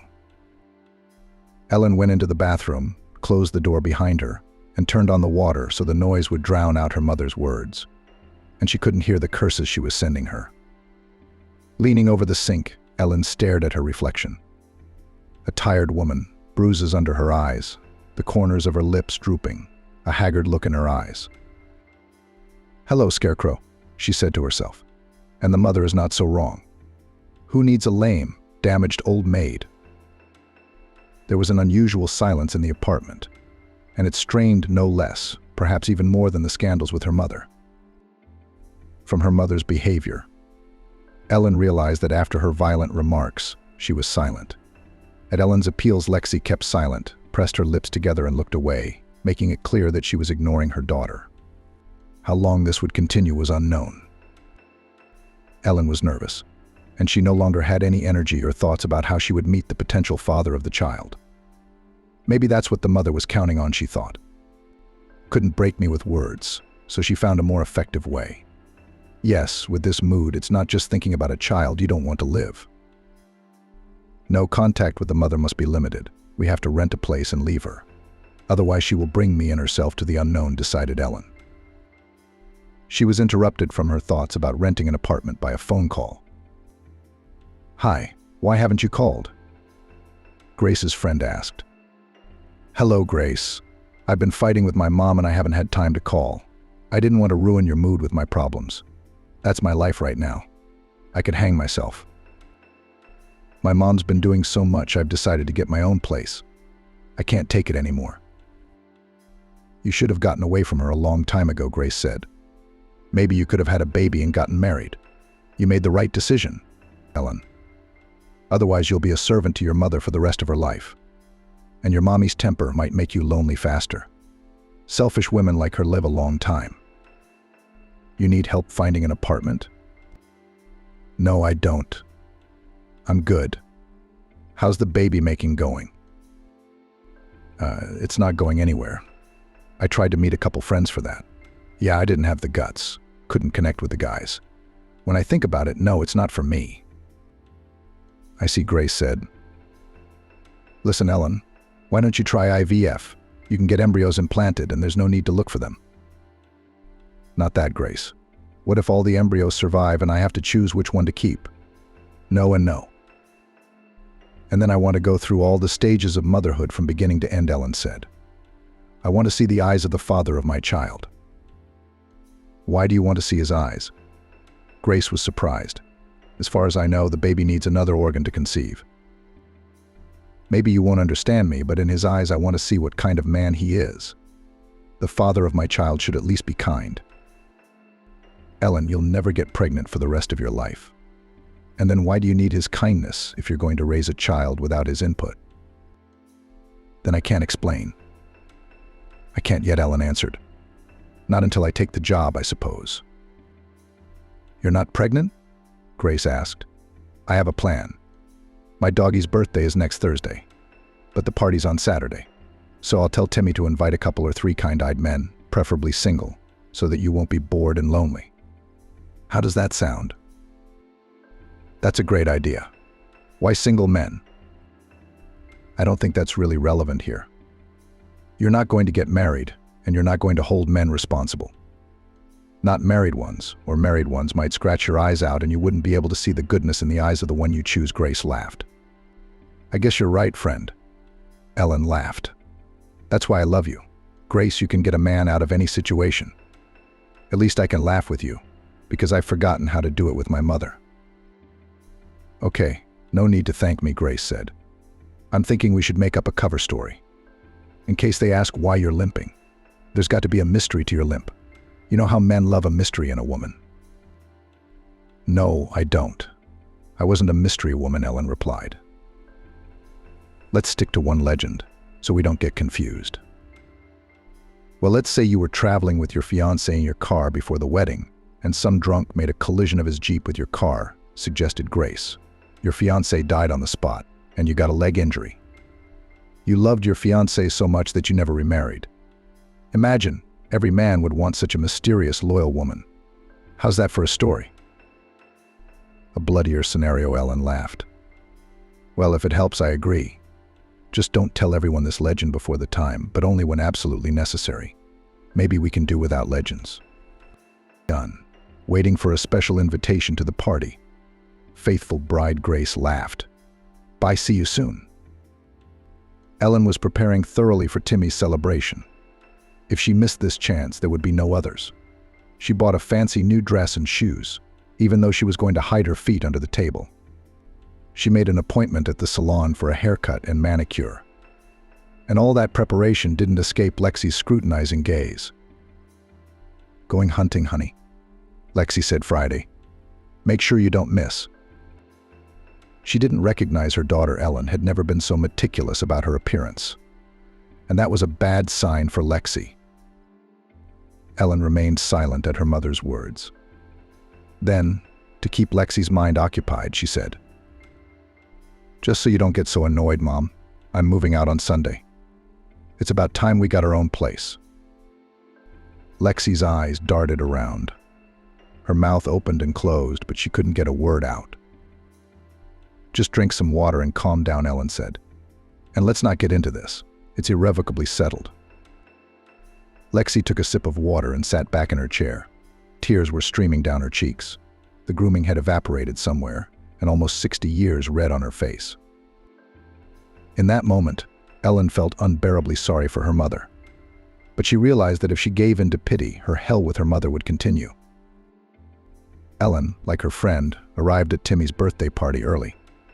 She congratulated the birthday boy, helped Grace set the table, and sat down at that table, hiding her feet in her new shoes and her gait underneath. But only temporarily. After all, you can't hide a flaw like that. As soon as she got up from the table and walked, everyone would see her limping, leaning on her left foot. And no fancy dress or pretty shoes will help her. But there was still hope for a positive result in Ellen's soul. Her cheeks were flaming with excitement, her freckles gave her face a childlike innocence, and her long red hair was scattered over her shoulders. Helene's hair was always like that when she was excited. It was out of place. She's good, Grace said. If I were a man, I'd love you right here on this table. Ellen blushed even more. What do men look at? They look at their feet, and I'm not in the best shape. Forget about your legs tonight. Relax and attract men. You've got what it takes. Don't worry, I'm here for you. I got your back, girl. At Timmy's birthday party, there were 3 couples and 2 strange men. Ellen noticed one of them right away. He was the one she should favor. Greg the man introduced himself as a handsome man who looked like a catcher. And for you, just Gosha. He smiled with all his magnificent teeth. He obviously knew that the ladies loved his smile. For the father of my child, he's suitable, Ellen thought. Handsome. Which means the baby will be handsome too. There's bravado and brazenness in his eyes, confidence in his irresistibility, but no anger. Let's see what happens next. Looks like they don't miss a single skirt. I hope he doesn't miss mine. The other was a little worried and clearly had some complexes, but his face was pleasant. He smiled at Ellen and introduced himself. Vincent. Vincent wanted to say something else, but Greg beat him to it. And you, Helene? Yes, Helene smiled. Helene is as beautiful as a fairy tale, Greg said, and sat down at the table next to her. Not only beautiful, said Grace, but also wise. Ellen didn't like this presentation because everyone at the table was staring at her, and she was even more embarrassed and nervous. But then the toast to the birthday boy's health began, and Ellen slowly began to calm down. Greg was wooing her, talking and talking, clearly flirting with Ellen. He had her on the hook, and Ellen thought, just so long as he didn't snap. She flirted with Greg as best she could, and on Grace's recommendation, when she approached him, she tried to touch his hand. Across from Ellen and Greg sat Vincent. He glanced furtively at her and blushed, whether from the liquor he'd drunk or for some other reason. Vincent didn't speak to Helen the Beautiful. Greg didn't give him a chance. But when the dance began, Vincent jumped up and held out his hand to Helen. May I invite you? No. No, Helene replied fearfully. I don't dance. Vincent remained standing in front of her with his hand outstretched. Helene was embarrassed that she had partially confessed her flaw. I'm sorry, Vincent, my leg hurts, so I'm not dancing. It was only now that she saw the man's eyes. They were full of hope that had turned to despair. He said confusedly, It's you, Helen. I apologize. I had the audacity to hope to dance with you. He sat down at the table, poured himself a full shot of vodka, and made a toast to the birthday boy. To you, Timmy, to be loved, and that it be mutual. Otherwise, it's all for nothing. Everyone supported Vincent, applauded his toast, and continued the party. Vincent got up from the table and never returned to it. He must have gone English, Ellen thought. Somehow she felt guilty that he had left. Well then, that's it, there's no one to choose from now. Greg is the only one. And he's persistent in his courtship, and has already volunteered to walk Ellen out. And that's what she wants. Today he'll see her off, and tomorrow she'll move into a rented apartment, and under the pretext of helping her, she'll invite him to visit. And then she won't have to think about it. Greg had already made up his mind for her. All evening Ellen did not leave the table. She wanted to go to the toilet, but she was patient, afraid to scare Greg. But she had to get up, and she remembered that she had told Vincent that her leg hurt, and now she could limp under that pretext. Sprained my leg, Helen said, as if to justify herself to Greg as they got out to get into a cab. A sprain. Now I'm a limp leg. She laughed, and Greg laughed too, and then he picked Ellen up in his arms and kissed her on the lips and said, What am I to do? Carry you in my arms, my Ellen the Beautiful. It took Lexi a long time to fall asleep. Such attention to her appearance Ellen had never paid before. She must have had a man on her horizon and decided to have a baby. Lexi can't resist her daughter's desire to have a baby. If her daughter moves out on her, it's over. Ellen will be out of her control forever, and the money will be gone too. And what will she be able to afford in retirement? Nothing. And if her daughter stays with her, she'll have to pay the utilities and buy groceries. She's not going to take a bite out of her mom's mouth, and Lexi would save her pension for a vacation. She didn't see any other way out. She had to stop her daughter from leaving her. Tomorrow, Lexi decided I would cry and beg her to stay with me. I'll push pity, Lexi thought, and Ellen, the pitying one, will cool down. She wouldn't be so adamant. So far, Lexi had managed to manipulate her daughter, so she didn't give up hope. Sleep wouldn't come with the worry that she could lose everything. Absolutely everything she could afford. Her throat was already dry. She went to the kitchen for a drink of water. The window was open, and she heard a car pull up to the driveway. Lexi looked out and saw it was a cab with a man jumping out of it. He walked around the car, opened the back door, gave someone a hand, and Ellen stepped out of the car. The man put his arm around Ellen and pulled her to him. What was moving Lexi? She quickly threw on a robe, sprinting out to the entryway. The man was kissing Ellen. She was hugging him. "Oh, Lexi," the young man exclaimed when he saw her. Ellen and he flinched and recoiled from each other. The young man stepped closer. "Lexi," he said, "I hope you have serious intentions for my lame daughter, or are you just trying to make fun of her?" Ellen's face flashed as if she'd been doused with boiling water. Greg didn't know what to say. "I don't know what your intentions are," Lexi continued. "Ellen's intentions are that she doesn't care who she has a baby with. She doesn't know what she's doing. Age, you know, is driving her. She decided to have it for herself. But it is not certain that in the future she will not hold you responsible, if you, of course, fall for her tricks." Ellen was ready to fall to the ground at her mother's words. She, presented with humiliation, said nothing and went to the front door of the driveway. Her mother stayed with Greg and said something to him, but Ellen couldn't hear anything and didn't want to. Such shame she had never felt before. Run, run, the thought pounded in her head. Run wherever I am, or she will drive me to I don't know what. While Ellen was getting dressed, Lexi came back from the street. "How could you embarrass me like that?" Ellen asked quietly, almost in a whisper. There was a lump in her throat that prevented her from not only speaking, but even breathing. "A daughter." Lexi suddenly burst into tears. "Maybe I'm not so right, but I don't want you to get hurt later. The world of men is so cruel." Lexi rushed to hug her daughter, but Ellen pushed her away. "Get your hands off me," she said. "Don't come near me. I'm so tired of you." With these words, Helene went to the bathroom, turned on the water so she wouldn't hear her mother's wailing, and, as always, asked her reflection in the mirror. "Well, are you happy that you found a contender for the baby's father? It was your last chance to realize your dream after all." She grabbed a heavy glass soap dish and threw it at the mirror. The mirror shattered and the shards sprinkled at Ellen's feet. She picked up one shard and brought it to her hand where the blue wreath pulsed. "Now interrupt that mole, too. There will be nothing, no limp leg, no pain, no shame, and there would be no baby." Someone was breaking at the door, shouting something, but Ellen didn't hear. Thoughts of the baby stopped her for a second. Nausea came to her throat, and she leaned over the sink. She threw up. She gripped the mirror shard so tightly she hurt her hand. Blood dripped into the sink. Her thoughts blurred, but thoughts of her baby kept her from following through. Her baby, who was in her thoughts, was now saving her. And Ellen suddenly realized that he was saving her so she could give him life. my baby," she whispered. Tears rolled down her cheeks and hail.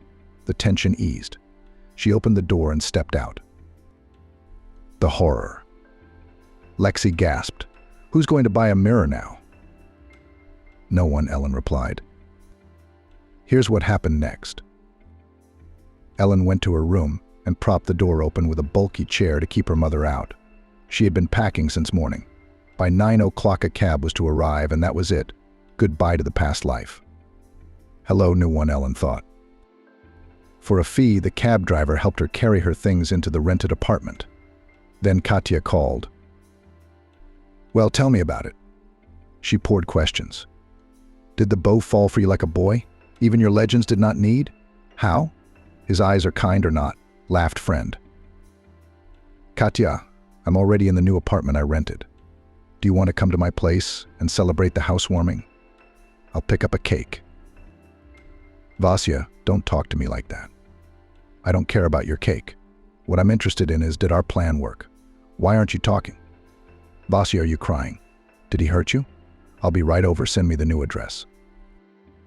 An hour later, Katya showed up on the doorstep with a bottle of cognac and started praising Greg without any preamble. "What a freak. You can't say that. Now we'll treat your stress." And she put the bottle on the glass coffee table. "Do you have glasses for this drink in the house?" I don't know yet. We'll see, Ellen answered. Katya stirred up the cognac. And you need a double dose, she decided. Men's offenses are cured only with a double dose of cognac. Can you believe me? I've taken a lot of shit from men. Oh, I've got a lemon in my bag and a chocolate bar, a noble snack for cognac. Soon they were getting tipsy, and it was getting easier. Drinking cognac, taking it as a medicine for the soul. Ellen told Catherine how her mother had embarrassed her in front of Greg. Wow, stretched Katya. Why do you put up with it, Vasya? Immediately expel yourself from your mother. Do you realize what she's driven you to? To suicide? Come on, let's have another round. It's a stress reliever. Okay, men, to hell with them. But your own mother doing this to you. It's unbelievable. I'm already drunk, Helene laughed. Helene was already smiling. The medicine is working. Let's have another drink, Grace suggested. That's enough. Just eat your appetizer. Why did Ellen obey Grace? She didn't know, but the cognac made her feel better. You see, Grace, it was my last chance, she sighed. What am I supposed to do now? What you need to do now is calm down, get some rest, clean yourself up. I'll figure something out. I'll check things out with Stas. Maybe Greg isn't such a hopeless case. Maybe everything can be fixed. I tried to encourage my friend. We can still fight. I'm not a village, Ellen muttered sullenly. You didn't sleep last night, did you? Grace asked. Not much. Well, that's fine. There's a warm bed here with fresh linen. Get some sleep now. I'll call you tonight. I've got to go home now, or Timmy's going to give me a hard time. Then I'll have to be treated. Grace laughed and walked out. Ellen woke up around 4 in the evening. Strangely enough, there was no sign of a hangover. She felt rested and alert. She hadn't had time to clean up since this morning, so she started it now. Tomorrow was work. The weekend was over. Ellen realized she was content not to see or talk to her mother.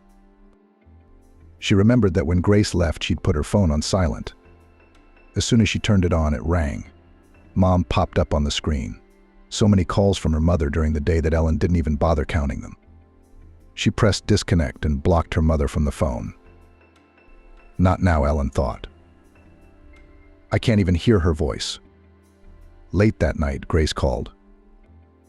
How are you doing? Are you back to normal? Did you get a nice apartment? Is it cozy? I'm here, Ellen said. I'm all cleaned up. I'm just sitting here enjoying the solitude.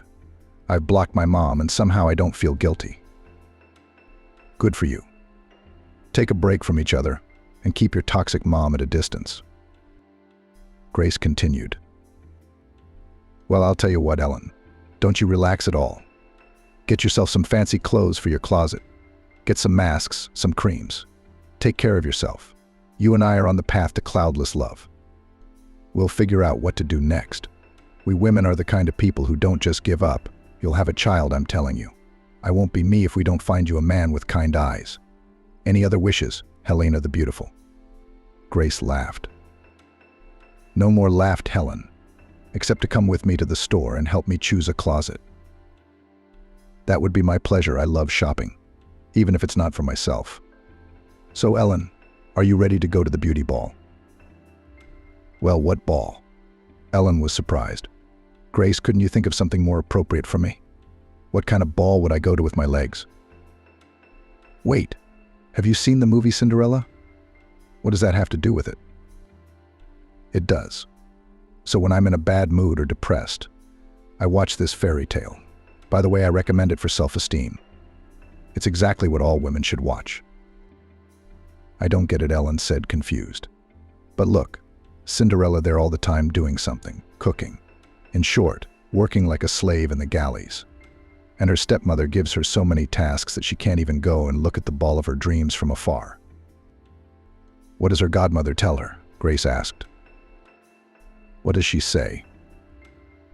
Well, she says it's very hurtful not to go to the prom, especially when you deserve it. And I realize I'm the Cinderella who works hard for her family. And it's bad for me not to go to the ball because I deserve it. And I'm going to the ball.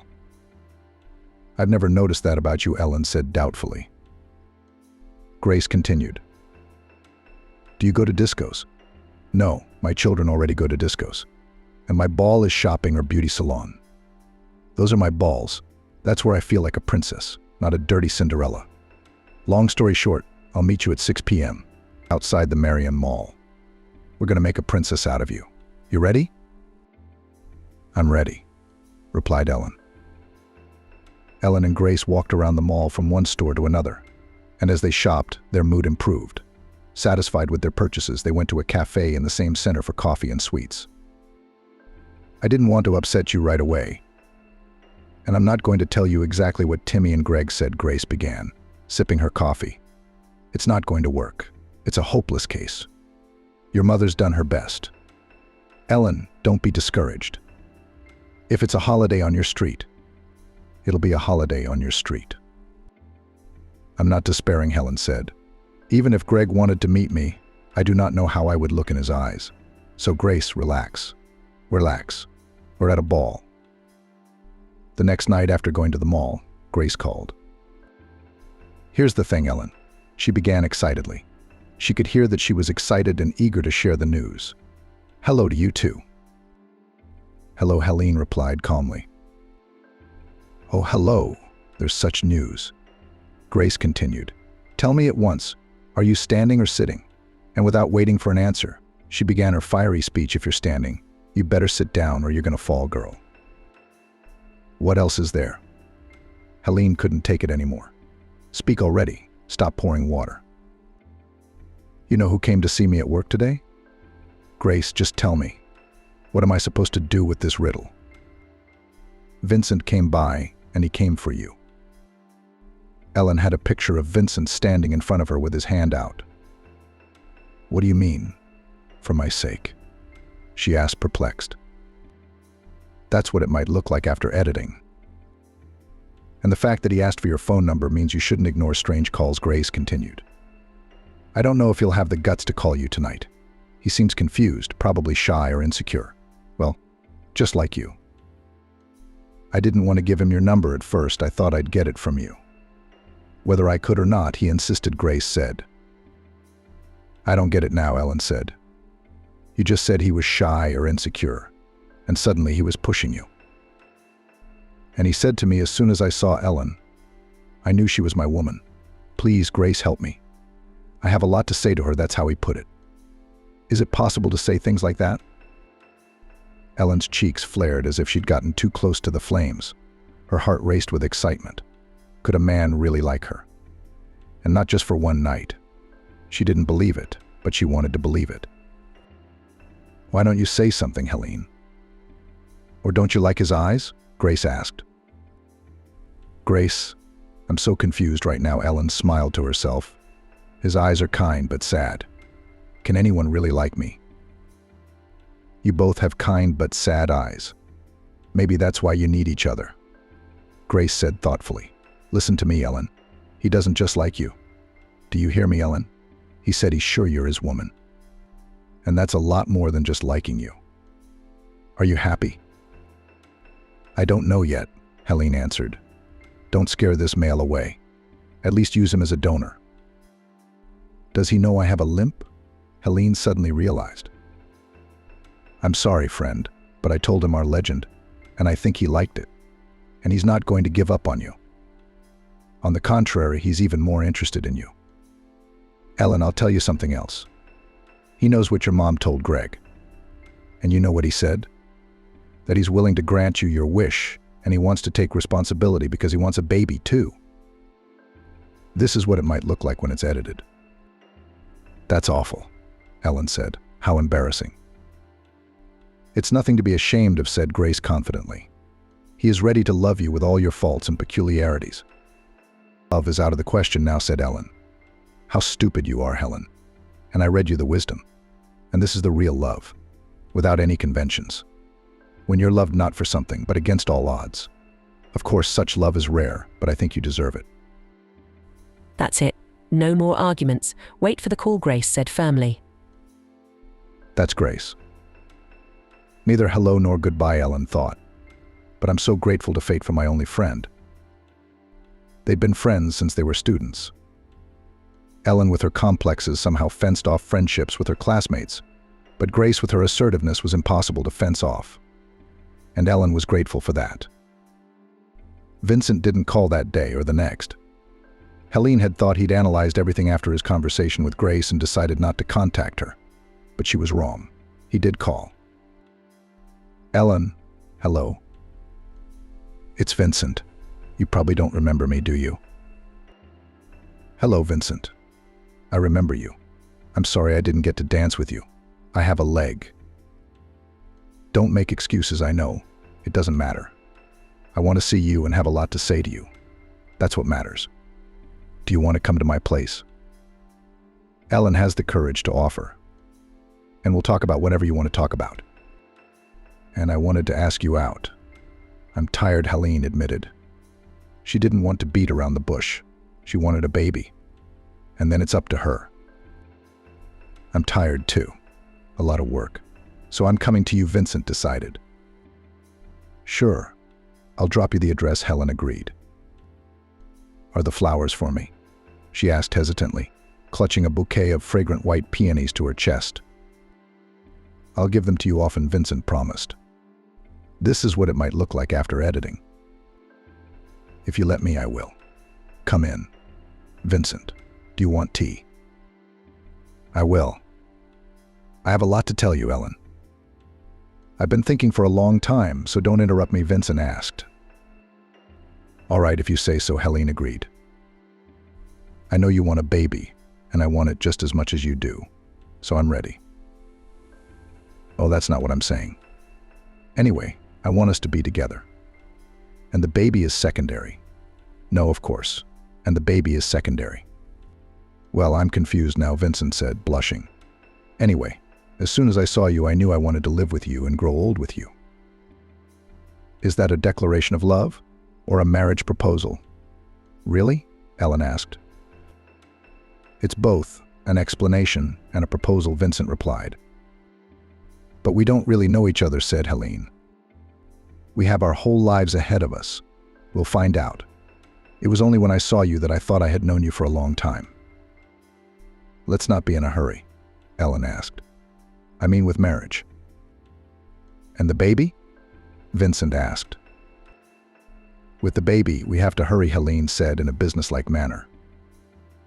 She came very close to Vincent and looked into his eyes and remarked, "Good eyes."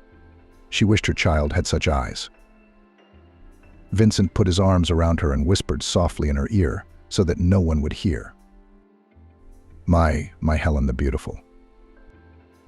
And then the love of two adults turned into a passion that consumed both Helen and Vincent and carried their bodies into the world where the sacrament of the child's conception begins.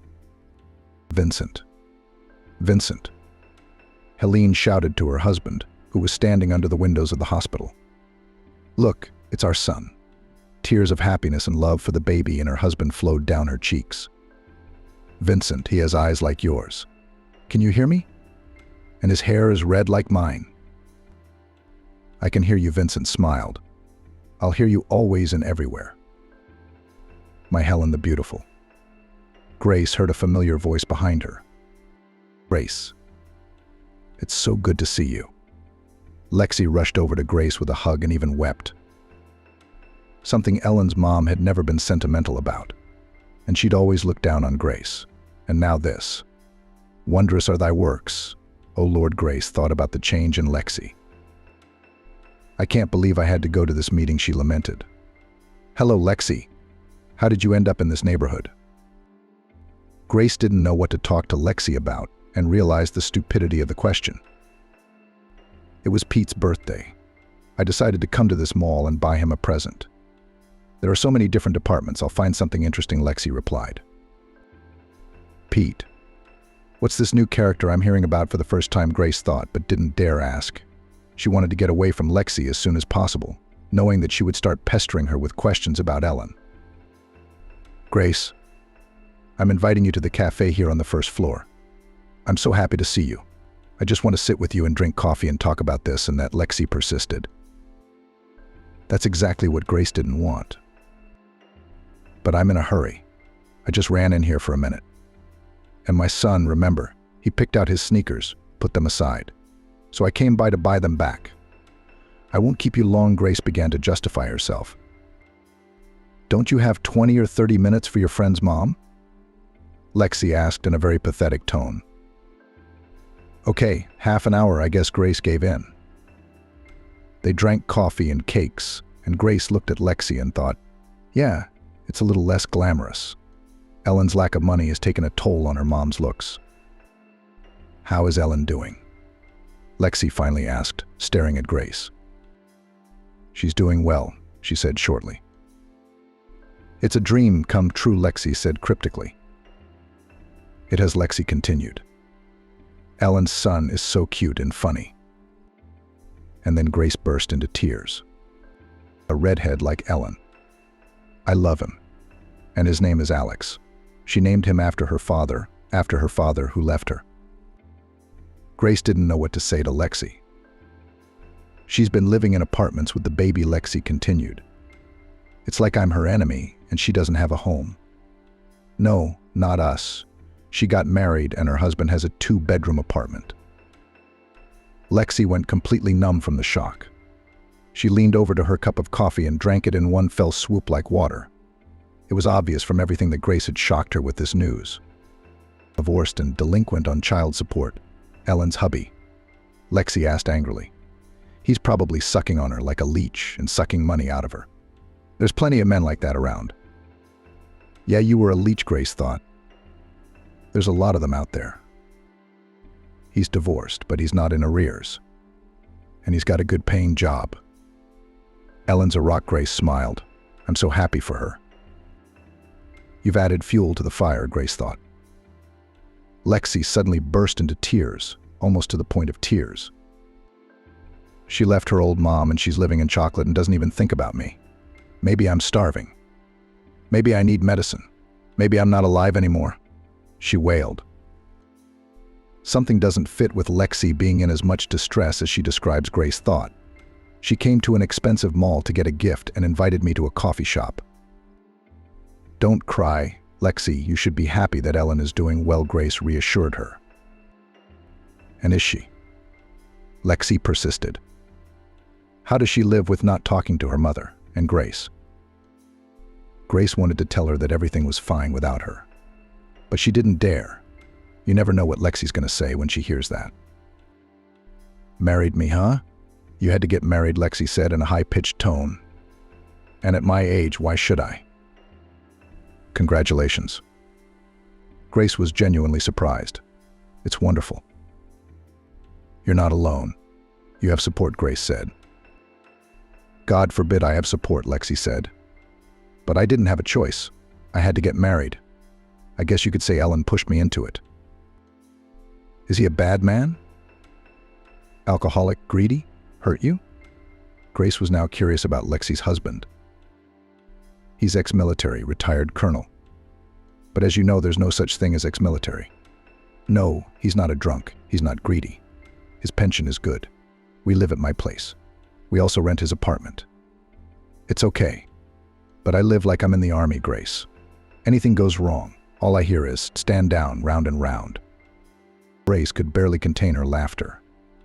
That's exactly the kind of husband Lexi needed to put the brakes on her hubris and selfishness. He's used to being in charge. Now he's got me under his command. Lexi kept complaining. He's nagging me about not talking to Ellen. And it's not easy for me to be in a quarrel with Ellen. My son and grandchildren come to see me, but my daughter doesn't. Grace, I beg you, please help us to reconcile with Helen. Then at least Vincent won't nag me about it, Lexi asked. Nothing has changed, Grace thought. Even now, Lexi's not thinking about her daughter and grandchild, but about making sure Vincent doesn't nag her for fighting with her daughter. Tell her to call me and I'll be waiting. Help me, Grace. I'll try, but I can't promise anything. I'm afraid you've pushed her too far away from you. We have to take the first steps toward each other. And I'm ready. I just don't have her contacts. Otherwise, Vincent would have dragged me to Helen, Grace said. Vincent was intriguing her more and more. She couldn't resist asking. How did you meet your husband? At the resort. I've been seeing him for 6 years. He's a widower and kept trying to marry me. But I kept putting it off, Lexi explained. I knew a man was a lot of work, Grace snickered. And you're not used to hard work. All right, well, it was good to see you, she changed her tone. I'll tell Ellen I saw you and that you're waiting for her call. Goodbye, Lexi. I'll be waiting, Lexi shouted after her. Well, Ellen, we should call Mom, Grace pondered. She's going to be waiting, no matter what. I'm afraid, Ellen admitted. I'm afraid she might ruin what I have now. I feel sorry for her, and I have often thought of reconciliation. And Vincent says you can't choose your mothers, you have to reconcile. But every time I think of what she's done to me, I don't want to take that step. Don't be afraid, Helene, Vincent said. She won't destroy what we have between us. But you'll feel better if you make peace with your mother. At peace? Helene asked doubtfully. By all means. A bad peace is better than a good quarrel. And then there's Commander-in-Chief Pete.